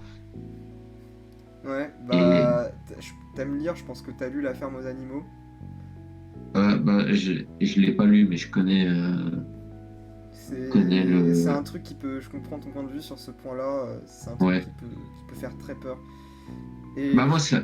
j'ai une bonne nouvelle, je suis presque en désaccord avec toi. Presque, parce que Ah, dans les faits, je suis dans le même accord que toi. Enfin, dans les faits, je suis d'accord avec toi, mais je suis en désaccord avec toi sur un point, c'est que pour toi, ce que tu dis, en gros, c'est que ils vont garder ça de côté en disant ouais, c'est bon, on a voté la loi, et maintenant, enfin, on va attendre que tout le monde ait oublié, et puis on va la remettre sur le tapis en disant ouais, bah regardez, on a créé une super loi, voilà, on a créé une super loi, ça vous interdit de parler de certains thèmes, de débattre. Moi, je pense qu'elle est juste inapplicable à l'échelle de Twitter. Twitter, soit Twitter va juste interdire les Français, ce qui peut être une solution parce que ils ont pas envie de payer le ouais. truc. Donc à la limite, si tu dis que t'es Français, ils vont t'interdire. Et à ce moment-là, pour se créer un compte sur Twitter, ils vont juste faire une sélection de pays. Tu me dis que t'habites dans les Seychelles et parfait, hop, t'as Twitter à nouveau. Non, mais je Euh, pense que, en gros, mais parce que le truc qui marche avec un bouton signalement, du coup, c'est des trucs qui doivent être très signalés. Donc, si ton tweet il est pas du tout signalé, bah, tu passes sous les mailles du filet, quoi. Du coup, c'est ça ce qui est dommage, c'est que c'est ce que je disais dans la vidéo, c'est que tu vas avoir des petits groupes organisés qui vont faire des raids de signalement et puis tu auras des publications qui vont tomber. Donc, ça, c'est vraiment le danger. mais Parce après, le que, bouton signaler existe depuis longtemps. Ouais, mais là c'est plus officiel, c'est le gouvernement, c'est l'État, enfin je sais pas comment, c'est la justice qui est avertie. Et Donc du en coup, gros, et pour que ça après te tu soit risques, signalé, tu risques d'avoir des problèmes avec la justice. bah toi perso, enfin en gros toi perso, je crois que tu risques des trucs d'incitation à la haine. De quoi, moi? Euh, Enfin non, enfin pas toi, je veux dire la personne qui publie un tweet haineux, bah, il risque des problèmes d'incitation à la haine. Mais ça, c'est déjà Et le cas tout de si même, hein. Ouais, non, mais c'est plus compliqué parce que là, c'est vraiment, c'est plus simple en gros. C'est que les tweets, ils sont directement rapportés. Et si, mais la loi, c'est pas vraiment contre les types qui publient, c'est contre la compagnie plutôt. Et si Twitter ne supprime pas, par exemple, sous 24 heures, ils ont une amende bien salée. Oui, Je crois que c'est 250 000 euros et jusqu'à 4% du chiffre d'affaires. Donc, oui, ce qui est... Bah, au ce moins, qui faut est voir pas le mal. côté des choses, ça va remplir les caisses de l'État, là, ils pourront s'acheter plein d'écrevisses comme ça. C'est génial. Ne feront pas, je pense qu'ils vont juste supprimer. Dès qu'il y aura un doute, ils vont supprimer. Ça sera pas une personne, ça sera des algorithmes. Oui, il y a pas... Oui, il y aura... Faut pas se le nier, il y aura un bot, y a pas le choix. Et puis, en fait, le truc avec ça, c'est que bah, c'est ridicule parce que ça limite. En gros, le vrai effet, c'est que ça va limiter les gens. Ils vont faire plus attention à ce qu'ils disent. Parce que te retrouver avec une procédure judiciaire que tu es tort ou raison, parce que ouais, C'est chiant, après, ouais. tu dois amener des avocats, c'est compliqué. Après, si ce que tu risques, c'est éventuellement une main courante et un petit délit sur ton truc, enfin, c'est chaud déjà. Déjà, c'est chaud. Juste pour limiter la liberté Bah, je d'expression. pense. Après, Mais je suis d'un avis où je pense que la liberté d'expression ne devrait tout simplement pas être limitée, elle devrait être limitée. T'as le droit de propager des trucs, c'est à toi de faire la part des choses. Et justement, si quelqu'un sort des propos haineux, bah, c'est un mec d'aller le recadrer en lui disant oui, en appliquant par exemple l'ironie d'Aristote. Ça marche très bien. ouais, moi, j'ai à peu près la même vision que toi. Parce que, en gros, la haine, c'est un sentiment. C'est un ressentiment. Donc, c'est pas. Ce qui est haineux pour une personne n'est pas pour une autre.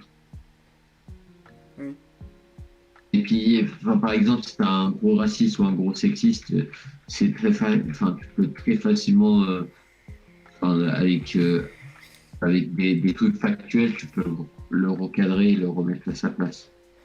c'est ça. En général, quand tu incites sérieusement à la haine, tu peux te faire recadrer. Enfin, il y a des trucs, je trouve ça débile.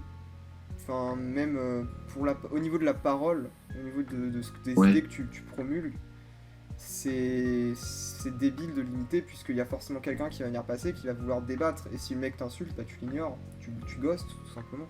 ça veut pas dire que le mec soit un mec qu'il soit respectable, hein. Oui, mais on peut Mais tous se c'est juste tromper. que, de toute manière, je pense que même censurer, interdire un style de parler, ça peut apporter que des défauts parce que ça va le radicaliser, ça ne l'empêche pas d'arrêter de penser ce qu'il veut. Continue à penser que bah, euh, n'importe, par exemple, si est raciste, il continue à penser que les Chinois sont inférieurs. Et puis, si tu l'interdis, à lui interdire de lui dire, ça va pas l'arrêter de faire penser. Ça va juste le faire fréquenter d'autres personnes qui pensent comme lui. Oui, Et donc, à partir de ce moment-là, il va se radicaliser. c'est plus ça, ouais, c'est beaucoup. Je suis du même avis. Par exemple, je donne une question, enfin je vais donner un exemple tout con. Ouais, je voulais pas atteindre le point Godwin avec toi, mais bon. Yes. Ouais, Je donne. On interdit aujourd'hui, depuis un certain temps, de parler d'Hitler, en fait, de faire des blagues là-dessus. T'as pas le droit, la loi Guesso en 92, il me semble. Enfin, ouais. t'as pas le droit de parler d'Hitler, t'as pas le droit de faire du négationnisme. Ce qui fait que ça va l'effet inverse, ça va plus pousser d'autres personnes à se questionner. dans ce qui est sain, mais à douter sérieusement et à préférer penser des courants, des courants complotistes. Comme après, je parle avec l'expérience parce que c'est ce que j'ai vécu moi. Ça a plus ça a plus poussé les gens à penser comme ça qu'à faire en sorte que du coup les gens pensent comme l'histoire, enfin la vraie histoire, comme elle est.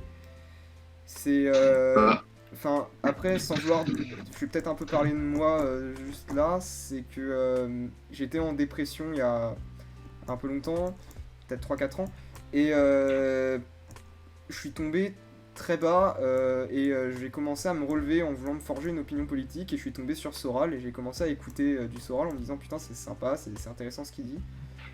Et j'ai fini en me rendant compte à un bout d'un moment que non mais c'était de la merde en fait, il était en train de m'empoisonner le cerveau, il était en train de me donner une autre doxa qui est totalement l'opposé. Genre une autre grammaire politique qui est genre une grammaire opposée à celle actuelle, ok, mais c'est une autre grammaire, c'est pas une pensée libre. C'est ça, en fait, moi j'ai pas vraiment. En fait, j'ai pas envie d'avoir. Le mot est peut-être un peu exagéré, mais j'ai pas envie d'avoir un gourou que je dois suivre. C'est pour ça que j'ai pas de problème à affirmer mon accord avec des concepts de gauche et après affirmer mon accord avec d'autres concepts de droite. Je trouve que, en gros, il faut que tu représentes qui t'es, et qui t'es, c'est tes idées. Et tes idées, tu les défends, quoi. Si tu y crois, peu importe si c'est de droite ou de gauche, tu dois les défendre. Enfin, je veux dire, si elles sont construites, encore une fois. Je pense pas que dire les juifs sont inférieurs ou je sais pas, ou les noirs sont inférieurs, que ce soit une pensée construite. Oui. Enfin, tu peux penser ça, enfin, t'es pas interdit de le penser, maintenant développe et essaye de te forger ton avis avec des arguments, quoi. Moi, en fait, il n'y a rien qui me permet de prouver ça, du coup. Il n'y a rien qui c'est ça, donc je vais pas le penser, pareil, il n'y a rien qui me permet de prouver que les noirs ou les juifs sont inférieurs. Du coup, moi, je vois pas l'intérêt de... Mais si en gros, si tu as une pensée construite, et donc avec des trucs factuels, et ça vaut la peine de le défendre. Oui, c'est l'idée. Donc il y aura sûrement quelqu'un pour te contrer. Donc, c'est ça. En règle générale, c'est plutôt ça. C'est justement si t'as opposer des idées construites, ça permet d'avoir une idée encore plus construite. Avoir du débat, c'est génial. Ouais, c'est exactement ça. Quand chacun des deux parties a des idées construites sur un sujet, c'est passionnant. Tu passes un très bon moment. Et oui. Tu peux échanger les idées. Et cette loi Avia, pour revenir, elle risque de limiter vachement cette pensée. C'est-à-dire qu'il peut y avoir des groupes aussi bien antifa que des groupes fa. On va mettre les deux dans le même panier, qui peuvent bloquer en masse un commentaire construit d'une autre personne. Moi, je pense juste que tu vas avoir les antifas qui vont casser les couilles aux gens de droite. Je pense que ça va être ça. Et puis après, les SJW, et après, pour changer, tu auras les gens de droite qui feront la même au SJW. Je pense que c'est plus ça. En fait, tu vas avoir les deux qui vont emmerder chacun. Et moi, honnêtement, j'apprécie pas même quand quelqu'un avec qui je suis pas d'accord, j'apprécie pas qu'il se fasse censurer. Oui, la censure, c'est toujours quelque chose de... Je pense aussi que le problème aujourd'hui aussi avec Internet, c'est que on peut avoir, c'est beaucoup plus facile de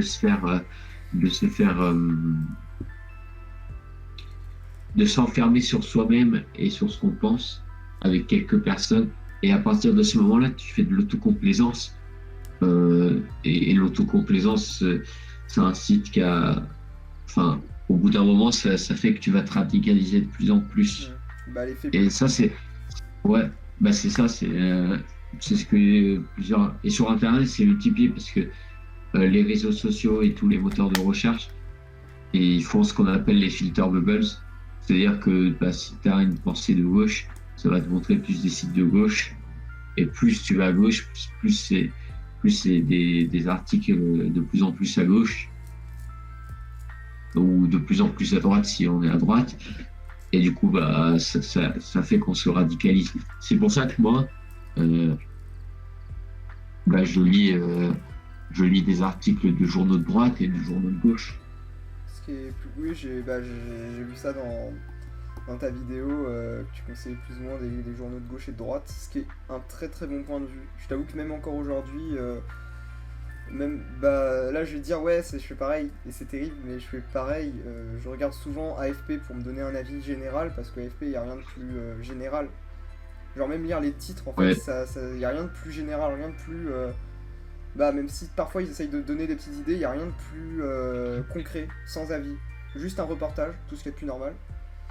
Derrière tu étoffes en regardant un avis de droite, ensuite t'étoffes en regardant un avis de gauche, voire même un avis complotiste.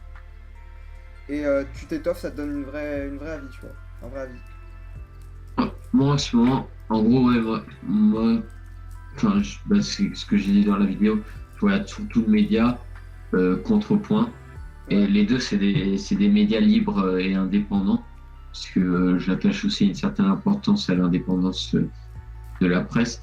Et pour finir, moi, c'est c'est un des seuls journaux papier que je lis, c'est Le Monde Diplomatique et le blog du Monde Diplomatique.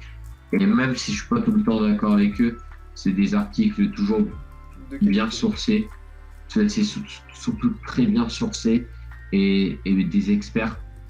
Et aussi une chose que j'apprécie, c'est que c'est un journal par mois.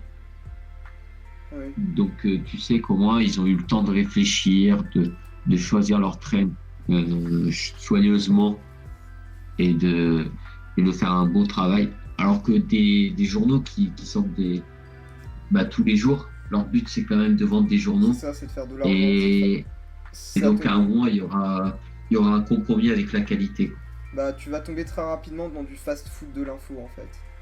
Ouais, C'est de mais l'info fast-food sans... je suis en train de préparer une vidéo sur le sujet. Mais Sur... Enfin, tu vas pas... Enfin...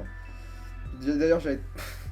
Ça, c'est terrible parce que à chaque fois on parle tellement d'une question qu'on finit par ouais, déborder sur la prochaine. je suis désolé. T'inquiète, c'est une vidéo qui durera 2 heures mais j'avais déjà prévu le coup et ma connexion par contre bah, elle va encaisser quoi. Ça va être une journée de upload, ça va être sympa. En vrai, ça passe. Moi, j'ai une connexion enfin, pas ouf. Et ma vidéo de 40 minutes, je crois qu'elle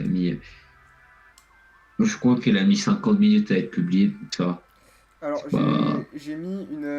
alors juste pour situer, tout à l'heure, enfin hier j'ai upload la vidéo de 10 minutes là, j'ai mis Ouais. 4 heures. Oui. Donc littéralement la vidéo de 2 heures, je crois que je vais même la découper en 2 parties parce que ça va être terrifiant sinon. C'est un gros bousin. Putain, t'as vraiment une connexion de campagnard, là. Bah j'habite à la campagne, c'est ça le Moi problème. aussi. Moi, j'habite à la campagne aussi. Moi, déjà que je me plains des fois de ma connexion, alors si je mettais 4 heures, courage, hein. Non mais ça va être horrible, c'est tout ce que je sais. En fait j'ai juste... Mon upload il va bien, mais mon download il va bien, mais mon upload il est... Ouais. Il me fait peur, hein. Parfois, enfin j'ai fait un speed test, je vois juste... Tu sais, je vois l'aiguille qui bouge normalement comme ça, qui bouge un petit peu. Bah moi elle bougeait pas, je me suis dit, attends, c'est aussi pitoyable que ça? Attends, elle bouge pas? Quoi? Non. 0,1 millioctet? Quoi? Ah! Oh! C'est original ça! Yes! Ouais. Bref, du coup, on dévie, mais Ouais. alors avant de passer à parler de tes futurs projets, parce que du coup je pensais que ça allait être la question finale, mais on est en train de Ouais. déborder Bon, là-dessus. Mais je- j'avais une autre question avant à te poser, c'est du coup, ouais. j'ai déjà parlé, je pense que j'ai dû laisser un commentaire parce que c'est une vidéo que j'ai beaucoup aimée. Mhm. C'est ta vidéo qui parle de l'Espagne, donc je vais passer un petit extrait. 17 juillet 1936, un soulèvement militaire fait rage en Espagne, mené par 3 personnes, Franco, Mola et Sanjuro. La République est prise par surprise. Quelque temps après, José Gilal, président du gouvernement, fait face au refus des militaires de mettre fin à cette insurrection. La péninsule ibérique est plongée dans un chaos sans précédent. Les Espagnols partent à la guerre. On leur donne le peu d'armes disponibles, certains se battent avec de la dynamite. Malgré tous les efforts mis, les républicains ne sont pas en position de force, mais font tout de même des prouesses devant une armée organisée et formée. Les grandes démocraties européennes ferment les yeux devant ce conflit. L'Allemagne d'Hitler et l'Italie de Mussolini prêtent main forte à Franco. La Légion Condor bombarde des villes entières. La seule puissance alliée à la République est l'URSS, offrant un support logistique, mais n'empêchant tout de même pas la défaite de ces derniers. Alors c'est une vidéo du coup qui parle de l'Espagne et c'est une vidéo qui m'a énormément touché dans le sens que ok t'es espagnol, toi tu parles de Franco, mais du côté roumain nous on avait Ceausescu, c'est plus ou moins le même délire, voire même en pire parce que c'est influencé par c'est un régime très pro-léniniste en fait, enfin t'avais une Oui. T'avais une influence, t'avais là-bas, enfin dans le régime de Ceausescu, déjà t'étais obligé d'apprendre le russe et t'étais obligé de vouer un culte à Lénine. Je crois pas que c'était Staline, c'était Lénine. Et puisque en fait la Roumanie, à l'époque ça avait dérivé, c'était plus dans l'URSS, enfin c'était plus vraiment dans l'Alliance, c'était à part. Ils étaient plutôt liés à la Libye et toutes les républiques communistes d'Afrique et surtout la Corée du Nord. C'est les grands alliés de la Corée du Nord. Mais du coup, tout ça pour dire, cette vidéo m'a beaucoup touché parce que c'est quelque chose que même moi-même je peux parler avec ma famille du côté roumain. C'est quelque chose qu'ils ont plus ou moins tous mal vécu et du coup j'aimerais savoir si aussi pour toi c'est quelque chose d'assez personnel. Personnaliste, bah, je le disais, moi c'est tout. Mon grand-père du côté maternel, bah, lui, il est arrivé en France. Bah, il a dû fuir le pays, quoi. Quand il avait 7 ans, il a dû traverser. Et il s'est fait même arrêter. Il a été même envoyé en prison. Enfin, ses parents ont été envoyés en prison. Lui, il était dans un truc gardé par des nonnes alors qu'il essayait de traverser la frontière. Du coup, moi, c'est un truc, c'est des histoires qui ont marqué vraiment ma famille. Ouais.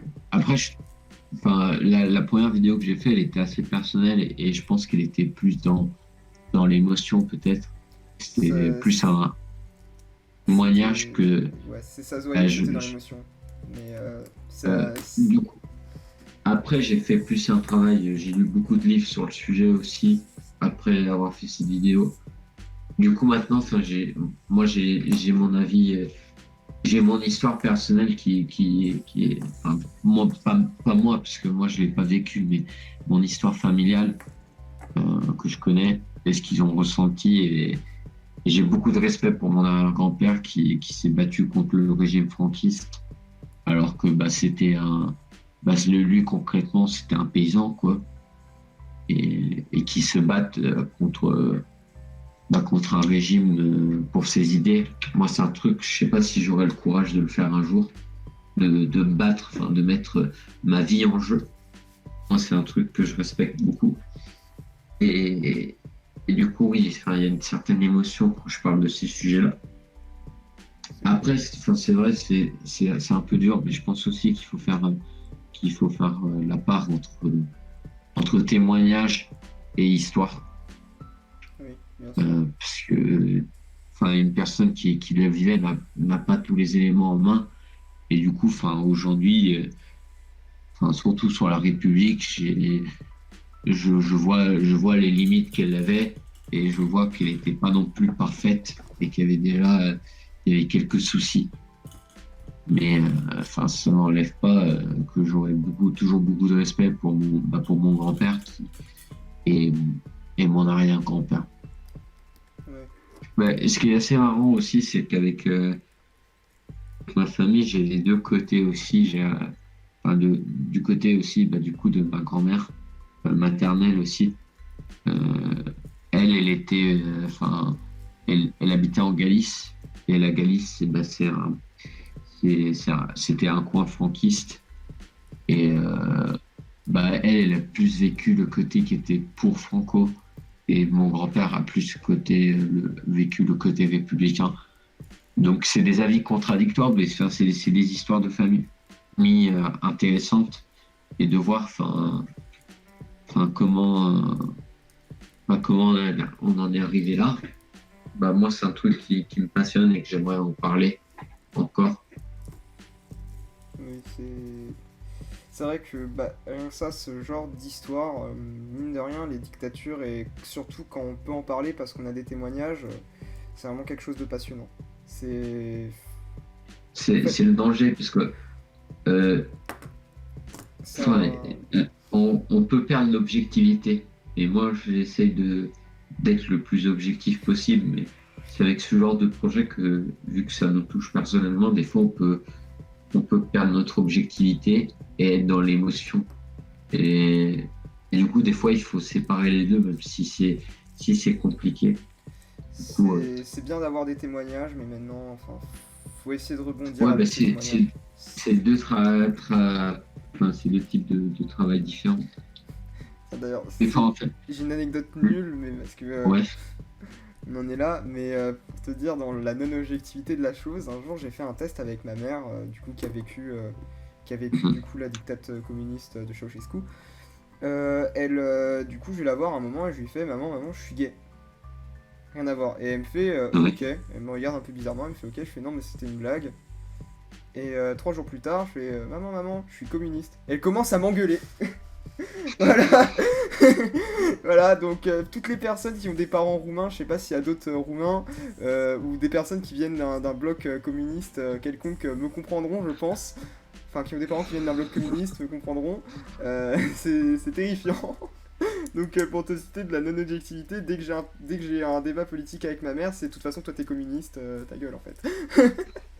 Ouais, mais après, c'est assez intéressant parce que euh, du coup, moi, pour le coup, je connais pas beaucoup de gens qui ont vécu l'histoire, les régimes communistes. Ouais, Mais quand tu c'est vrai qu'il y a une différence quand tu as des gens que tu connais, des gens qui l'ont vécu, et, euh, et du coup, des livres d'histoire. Moi, du coup, j'aurais pas le même rapport que toi. Moi, quand tu me parles de enfin, la Roumanie, vraiment, j'ai très peu de connaissances, mais d'autres régimes communistes ou tout. Enfin, moi, je vois les livres d'histoire et je vois à peu près le contexte et tout.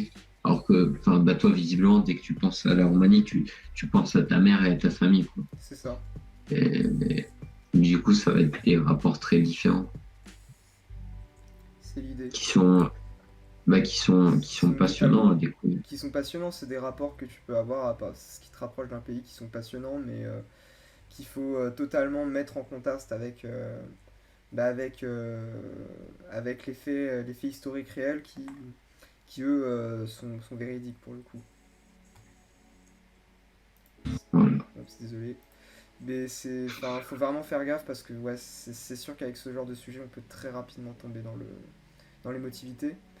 Je vois, ça fait. Alors, je sais pas si je te l'ai dit, je pense pas, mais je fais de la radio depuis un certain temps maintenant. Ouais. Enfin, depuis un certain temps, depuis à peu près un an à peu près. Et j'avais prévu un jour d'inviter ma mère sur le plateau du coup de la radio pour parler, pour avoir juste une chronique un peu plus sérieuse que d'habitude, pour parler du coup du régime communiste et de comment elle l'a Oui. vécu et de tout ça. Au final, je pense que je vais plutôt le faire en vidéo parce que c'est un sujet pareil que toi qui me tient assez à cœur, que j'aimerais bien traiter en fait. Ouais, c'est quelque chose qui me fait peur, c'est de tomber vraiment trop dans l'émotivité, dans le ouais, c'était compliqué, c'était dur à cette époque-là.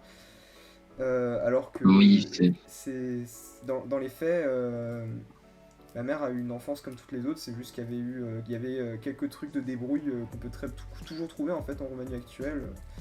Les, les vendeurs de DVD qui ont des DVD sous le manteau, ouais. typiquement cliché de l'Europe de l'Est, mais qui datent de l'Europe de l'Est. Typiquement, les mecs, si tu te demandes pourquoi il y a de l'eau en bouteille qui se vend, c'est parce que beaucoup de gens de l'Europe de l'Est l'achètent. Enfin, moi j'ai toujours vu de l'eau en bouteille parce que là-bas l'eau c'était pas safe, vu qu'il y avait d'autres choses que. Enfin, il y avait d'autres intérêts que s'occuper de l'eau à Ouais. l'époque, où c'était quelque chose d'assez pauvre et fallait s'occuper de l'armée principalement. Ouais. Du coup, tout ce qui est traitement d'eau, l'eau était pas hyper bonne à la consommation. Du coup, ils achetaient tous des bouteilles d'eau. Et du coup, aujourd'hui, ma mère a gardé ce tic d'acheter de l'eau. Et j'ai un ami, enfin, j'ai un voisin, qui est un ami, ouais, un voisin ukrainien, qui lui, pour le coup, avait vraiment vécu en Ukraine, pas communiste, mais avait vraiment vécu en Ukraine. Et pareil, lui aussi achète des packs d'eau parce que parce qu'on sait jamais. Et pourtant, ça fait 10 ans qu'il est en France. Ouais. Après, c'est sûr. Moi, j'ai pas le même. Enfin, moi, après, euh, c'est le rapport que tu entretiens à ton histoire familiale. Ben, c'est assez personnel, mais c'est toujours assez intéressant de l'explorer. Et de l'explorer des deux côtés, parce que tu peux l'explorer du côté objectif, mais l'explorer du côté objectif n'enlève en rien la mémoire de ta famille. Les deux ne sont pas incompatibles.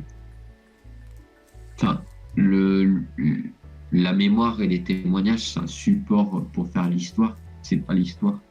C'est toujours, en soi, c'est toujours quelque chose de très important en histoire. Ouais, c'est sûr. Avoir les écrits plus la mémoire, c'est quand même quelque chose d'important, mais c'est quand même quelque chose de très important, avoir les témoignages. Puis, Ouais. C'est sûr que... Enfin voilà. Bref, je pense qu'on a fait plus ou moins le tour du sujet. Ouais. Dernière question, du coup, on a un peu mangé dedans tout à l'heure, mais bon, on va quand même reprendre dedans. Quels seraient du coup les futurs projets pour ta chaîne YouTube? Si tu peux nous en parler un petit peu. Alors, bah, pour ceux qui ont vu, j'ai commencé, je l'appelle podcast, je sais pas vraiment si c'est un podcast, mais, euh, une émission qui s'appelle À voter, où j'essaie de parler à des politiciens et des personnes dans le milieu de politique. Je vais passer, justement, je vais passer un petit extrait. Vous êtes en train d'écouter À voter, le premier podcast politique sans compromis. Je m'appelle Vincent, j'ai 17 ans et j'ai comme objectif de devenir député. Alors jusqu'à ce jour, j'ai des discussions avec des créateurs, des politiciens pour comprendre leurs succès, leurs opinions et leurs conseils pour réussir. Vous êtes en train d'écouter À voter, le premier podcast politique qui va vous lancer dans des projets fous.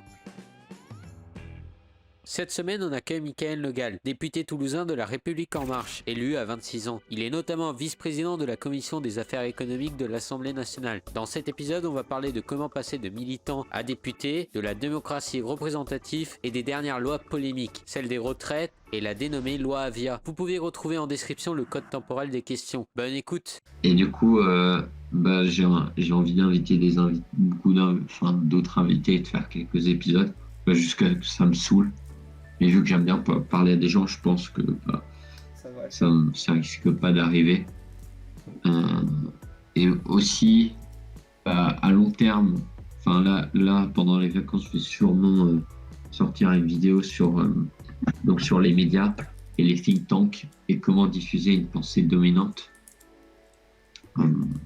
Qui est une vidéo qui me prend du temps parce qu'il faut que je lise pas mal d'ouvrages et j'y travaille là pour l'instant. Et pour finir, pendant cet été, j'ai envie de lancer une série où je me donne un domaine en particulier. Ah oui. Je t'en avais parlé, ouais, je tu pense. m'en avais parlé. Ouais, ça me hype parce que c'est un truc que j'aimerais faire depuis longtemps. Donc ouais, ça me hype. Ouais, où je me donne un domaine en particulier où je veux m'améliorer. Et pendant une semaine ou 2 semaines, je montre mon évolution et tout. Et comment je suis arrivé où est-ce que j'ai commencé, où est-ce que j'en arrive. Par exemple, j'en ai envie d'en faire un sur les statistiques, parce que je lis beaucoup d'études en ce moment et tout, et je me rends compte que mon niveau en statistiques, en probabilité, n'est pas ouf. Du coup, moi, ça, c'est un aspect que j'ai envie d'améliorer pour moi et pour le contenu que je fais, parce que si j'arrive pas à comprendre les études personnellement, que je fais comprendre des articles qui expliquent, qui vulgarisent, moi ça me va pas vraiment. Enfin, j'ai pas envie de faire de la vulgarisation. Il faut que je comprenne des études pour en parler. Pour les stats, si jamais t'as un problème, et que je vais pas dire que t'es encore au début, mais si jamais t'as un problème, j'ai encore demandé, mais viens me voir, j'ai à peu près l'équivalent, quand je dis l'équivalent avec des grosses guillemets, mais j'ai l'équivalent d'un bac+2 en statistiques. Enfin, Ouais, maintenant que tu le dis, j'hésiterai pas. Puisque je le fais tout seul et en essayant de prendre des cours sur internet et si tout du style. c'est juste si t'as des questions, je vais essayer de te répondre, mais après, je t'avoue que bon, je suis un peu mauvais. Mais je me débrouille, j'arrive quand même à me débrouiller. Pas trop de problème. Donc voilà, ça c'est un truc que j'aimerais faire. Ou sinon, un autre domaine, c'est la finance. Parce que c'est vraiment un domaine que j'y connais rien. Ouais. Et de comment bien gérer son argent. Enfin, c'est un truc que je connais pas et que je fais très mal. Du coup, bah là pour le coup, je commencerai vraiment de zéro. Et en 2 semaines, on verrait où est-ce que j'en arrive. Et le but aussi, c'est de partager quelques concepts de base des domaines appris et aussi comment apprendre le mieux possible, voir ce qui marche pour moi, comment j'ai fait, et pour motiver les gens à faire ça, surtout pendant les vacances. Enfin, alors, pour les gens qui n'ont pas grand-chose à faire pendant les vacances, ils peuvent faire ça et apprendre des domaines et améliorer leurs connaissances, quoi. Ouais. C'est sûr que ça aide vachement. Enfin, la finance, c'est un sujet passionnant, j'y connais rien, j'ai vraiment hâte de voir tes vidéos. Parce que Moi non plus, moi vraiment, pour le coup, je pars vraiment de zéro. là, je t'avoue que rien que ça, gérer mon argent, littéralement, mon argent, je le fume. Mais littéralement. Moi, Elle part en CV. En fait, le truc, c'est que je m'étais dit, mais j'ai pas beaucoup d'argent, du coup, je crains un peu. Ce que je voulais faire, c'était genre, par exemple, prendre 50 euros et les investir. Et au bout des 2 semaines, essayer d'investir ce que j'ai appris. Et genre, littéralement, en investissant par exemple, 50 euros et voir combien ça me rapporte. D'accord. Ça peut être vachement intéressant. Ça, je sais pas si. En vrai, j'aimerais le faire, mais 50 euros, pour moi, c'est beaucoup d'argent, 50 euros. Parce que, je suis mineur encore. Écoute, du coup, tu sais quoi, ça a sûrement pas marché, mais je te propose un truc. Un marché. Ouais. Maintenant que t'en parles, je vais mettre dans les commentaires une micro cagnatulule de 50 euros. C'est donc sous ma charge. Je te filerai, si jamais ça arrive à l'objectif, je te filerai les 50 euros et tu les investiras. Parce que clairement, c'est un truc qui m'intéresserait de voir sur YouTube. Mais c'est très gentil, mais ça ne te sens pas obligé. Hein. Non, je me sens pas obligé, c'est juste que c'est un contenu qui m'intéresse. De base, j'aime bien ta chaîne. Je t'avoue que les 50 euros pour moi c'est important, donc je vais pas les donner de ma poche, je vais pas te donner 50 euros. Désolé, oui. Mais si je peux t'aider, je comprends. Moi, honnêtement, aujourd'hui, pour moi, 50 euros, c'est beaucoup de thunes. 50 euros, littéralement, c'est ce que j'ai, c'est un quart de ce que j'ai par mois. Donc, ouais. C'est un peu compliqué. Pas un quart, un tiers. Moi, en fait, mes économies, c'est pour ça que c'est un peu dur, parce qu'il y a des fois des trucs pour des vidéos où j'aimerais bien acheter 2-3 livres, mais les livres, c'est méga cher. Ouais. Ou du coup, je suis obligé. Là, je me suis fait pour la première fois, parce que avant, ça, je lisais pas beaucoup. Là c'est vrai que j'ai augmenté. Enfin, avant, je lisais à peu près un livre par mois, donc ça me faisait 10 euros par mois. Maintenant, je lis plutôt 4 livres par mois, donc ça me fait. Je peux pas payer tous les livres que j'achète. Donc ça, des fois, c'est un peu dommage parce que j'aime bien. Le truc avec la bibliothèque, c'est que tu es obligé de les rendre et tout, donc c'est un peu embêtant. D'accord. Mmh. Après la bibliothèque, je t'avoue que sur les livres, j'ai déjà un petit désavantage, c'est que je suis dyslexique et que du coup j'ai beaucoup de mal à lire. Enfin, je suis dyslexique. C'est compliqué, c'est-à-dire que je dis depuis toujours que je suis dyslexique, mes parents, ouais, non, t'es pas dyslexique, mais en attendant, à la place de lire conspiration, je dis tout le temps constipation, donc c'est compliqué. Oui. Et je passe souvent 10 minutes sur des comment ça s'appelle, des énoncés d'exercices, et je perds souvent beaucoup de temps à la lecture d'énoncés d'exercices parce que je les comprends pas. Lecture, moi ça me fait niquer le crâne, mais je suis dégoûté de pas pouvoir lire, et des gens comme toi qui font des comptes rendus de livres et qui permettent d'apprendre des choses en fait. de livres, même si pour le moment c'est assez... Enfin, je vais pas dire que c'est assez light, mais t'as parlé de sujets que t'as vachement édulcoré. C'est sûr que dans un livre, ça va être beaucoup plus exploité. Oui, c'est sûr. Moi, je m'en suis rendu compte parce que c'est là où j'ai commencé. Et c'est pour ça que moi, je suis juste là pour partager plus que... Enfin, parce que moi, je suis personne, en fait. J'ai 17 ans, je suis juste au lycée, quoi. Mon opinion, elle vaut pas grand-chose. Mais ce que je veux dire... Oui. Pardon. Moi, je dirais plutôt que chaque opinion se vale, et puis je peux t'assurer que je parle au quotidien avec des gens qui, quand tu essayes de parler en profondeur avec eux, vont avoir des opinions. Après, le problème, c'est qu'on est souvent du même avis, donc c'est peut-être biaisé ce que je vais dire. Mais je parle avec des gens qui ont des opinions beaucoup moins intéressantes que toi, alors que t'as que 17 ans, et pourtant, waouh, le bagage. Enfin, moi, je suis étonné. À chaque fois que je parle avec toi, je me dis, mais t'es jeune, mais pourtant, waouh. Mais après, t'es jeune, faut que je me calme, on a que 3 ans de différence, quoi.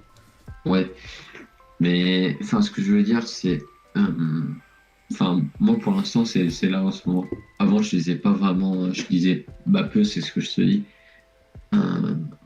Mais c'est vrai que que les livres, ça t'apporte beaucoup de connaissances. Et moi, il y a aussi une vidéo que j'aimerais bien faire. C'est donc une vidéo où je lis les gros trucs de philosophie politique. Donc, par exemple, sur le Capital, tous les livres de Adam Smith et tout, et d'économie et tous les modèles économiques, et essayer de voir où est-ce que je me situe et donner un guide d'initiation pour essayer de trouver son truc. Et j'ai commencé, là aujourd'hui j'ai acheté le Capital de Marx. C'est vachement intéressant, ça peut être vachement sympa. Putain, bon, elle va mettre un peu de temps parce que... Je sais que c'est terrible, mais tu me vends de la hype en fait, tu me vends beaucoup de hype. Ouais, en plus surtout que ça va prendre du temps parce que... Ça va prendre du temps. Parce que ça pompe, en gros, là c'est même plus du temps parce que là j'ai tout le temps qu'il faut. Parce que pour l'instant, je reprends pas vraiment les cours. Là j'ai quelques cours, mais jusqu'en septembre ça reprend pas vraiment. Mais c'est juste que lire, là j'ai une dizaine de livres pour préparer cette vidéo. Si j'arrive à la faire. Donc c'est beaucoup, ça me prend du temps à lire et il faut que je comprenne, faut pas, parce que je suis pas non plus, je peux pas lire. Pour moi, par exemple, là, je sais que c'est des livres compliqués à lire et je prends mon temps. C'est normal, t'es pas un expert. L'un des seuls livres comme ça que j'ai lu pour ma culture personnelle de ce type-là, et j'aimerais plus en lire parce que je t'avoue que j'étais dégoûté de la lecture quand j'étais petit avec des trucs du style Narnia, Harry Potter, c'est des trucs qui me gonflent à lire, j'aimerais bien lire des vrais trucs. Une des lectures que j'ai eues, et je pense que c'est une des seules, c'est que j'ai lu Mein Kampf en me disant ça serait bien que je me culture et que je lise ça pour savoir vraiment ce qu'il dit, pour savoir si c'est si horrible. Et je l'ai lu. Et mine de rien, c'est passionnant et c'est bien expliqué. Sans faire l'apologie, c'est juste que tu comprends certaines choses sur l'histoire et c'est vraiment sympa. Et, en plus, il était annoté par des historiens, j'imagine. Oui, annoté par des historiens. C'était une version annotée. C'est pas la version, évidemment. Quand je crois que la version en librairie, c'est pas la toute version, quoi. Oui, parce qu'elle est forcément annotée. Ouais, moi aussi, elle est annotée là, c'est du Capital et tout. Mais oui, c'est sûr que tu apprends plein de choses. Ça te permet d'approfondir tes connaissances d'histoire et de faire beaucoup. Et de. Comment dire, de pallier à la sous-éducation que t'as le droit au lycée. Oui, moi aussi, en vrai, Mein Kampf, c'est juste pas parce que je partage les idées, mais juste en tant qu'objet d'étude, quoi. Pour savoir vraiment, pour comprendre l'origine de la pensée, comment il en arrive à faire ce qu'il a fait. C'est un livre que j'ai toujours voulu lire. C'est pas une de mes priorités de lecture maintenant en ce moment, mais un jour j'aimerais bien le lire. Oui, tu vois, c'est typiquement. Je crois que c'est le premier. Ça m'a pris beaucoup de temps pour le coup parce que j'ai beaucoup de mal à lire. Mais c'est un livre que je suis fier d'avoir lu parce que maintenant je peux me faire une vraie idée. Et quand quelqu'un me fait non mais ce que tu dis c'est du Mein Kampf ou ouais, c'est du Hitler, bah je peux ressortir non. Lol, c'était Oui. pire. Bah, c'est pour ça, enfin, c'est... Mais moi, c'est ce qui me fascine, enfin, et aussi, genre, parce que moi, j'ai des potes, mais on n'aime pas du tout les mêmes choses. Mais moi aussi, ce qui m'aide à faire ce que je fais et à faire mes vidéos, c'est que je suis entouré de personnes qui ont des passions différentes, mais ces passions, elles m'inspirent. Enfin, j'ai un pote, il est passionné en programmation et en langage, comment créer une langue. Et moi, enfin, ça c'est des trucs qui m'expliquent comment les avancées qu'il fait et comment il arrive à construire ça. Et moi, c'est des trucs vraiment c'est un aspect dans ma chaîne que j'aimerais bien faire. Comment j'arrive de montrer comment j'arrive à construire et à penser. Enfin, pas que je trouve que mon avis soit important, mais comment moi je fais pour me renseigner et tout, personnellement en tant qu'individu, parce que j'aime bien écouter les autres, comment ils font, parce que ça peut me donner des idées. Et puis moi, ça me permet surtout, la chose importante que je trouve quand je fais n'importe quelle vidéo sur n'importe quel sujet, c'est que à moi, même si personne la voit, ça me permet d'ordonner mes idées, de les hiérarchiser et tout. Et après, je suis bien plus clair dans ce que je pense qu'avant. C'est sûr. Donc même... Rien qu'écrire un texte ou même écrire quelque chose, ça te permet de hiérarchiser. C'est un exercice que je fais pas assez, que je fais même pas du tout en fait, pour être honnête. Mais que ça serait bien que je fasse, parce que ça permet de bien hiérarchiser pour le coup. Ouais, bah, c'est sûr que moi, et ça me permet d'apprendre en fait, c'est une vidéo que j'écris, c'est généralement, je conserve assez bien les informations. Du coup, alors que peut-être mieux, parce que en gros, je dois réutiliser des concepts et j'ai beaucoup d'informations au début. Là, par exemple, celle sur Black Lives Matter, j'ai beaucoup d'articles et tout, du coup, je dois hiérarchiser et tout. Et du coup, maintenant, c'est des trucs dont je me souviens. Oui. C'est des choses, Voilà. ouais, ça aide beaucoup de hiérarchiser. Mais en tout cas, je pense qu'on arrive sur la fin de l'interview. Yes. Enfin. Bah, merci beaucoup. Non. Je rigole. Ah, parce qu'il faut le savoir, il est minuit 38. Là, du coup, moi, je suis un jeune. Je suis un bébé, je me couche tôt d'habitude. Ah, désolé, je t'ai fait coucher tard. Non, pas de soucis. Ça a valu la peine, Ouais. la discussion, elle était intéressante. Franchement, c'était passionnant, ce qui fait que je pense que je vais, comme j'avais prévu au début, parce que je m'y attendais, mais je pense qu'en fait, je vais juste rien couper. Je vais juste poster la vidéo telle quelle, juste couper 2-3 moments, rajouter 2-3 vidéos, mais je vais laisser telle quelle parce que c'était passionnant ce qui s'est passé. Enfin, j'ai beaucoup aimé. J'ai beaucoup aimé. Bah, moi aussi. Tu m'as fait passer un excellent moment. Bah, Et vraiment, je suis honnête. Quand je dis ça, c'est que vraiment, tu m'as fait passer un putain moi de aussi, moment. j'ai apprécié. Et merci beaucoup pour ce que tu fais. Merci de C'est normal. m'avoir posé toutes ces bonnes questions et tout. C'est normal. Et désolé d'avoir débordé un peu. Non, non, mais c'est tout le but. Enfin, t'inquiète pas pour ma connexion, elle va supporter, j'espère. Mais Oui. ça en vaut la peine, Oui. ça en vaut la peine, ça en vaut la peine. Il faut surtout envoyer beaucoup de courage et beaucoup de remerciements à la connexion. C'est ça. T'inquiète pas, je vais lui faire des bisous avant de dormir, des petits Ouais. bisous magiques pour qu'elle soit guérie une fois que le pot de ça finit. Ah, bon, bah merci beaucoup. Je pense Merci que beaucoup. Et surtout, continue sur ta chaîne, c'est passionnant ce que tu fais. merci. C'est génial. Merci beaucoup d'avoir accepté l'interview. Et Ouais. du coup, bonne nuit. Ouais. Bah bonne nuit. Ouais, voilà, je vais me coucher. En plus, j'étais toute la journée en ville là. Je suis crevé. Ouais. On se parle, on se capte. Oui, bien Allez, sûr. salut. Salut, Et bonne fête demain. bonne fête. Salut.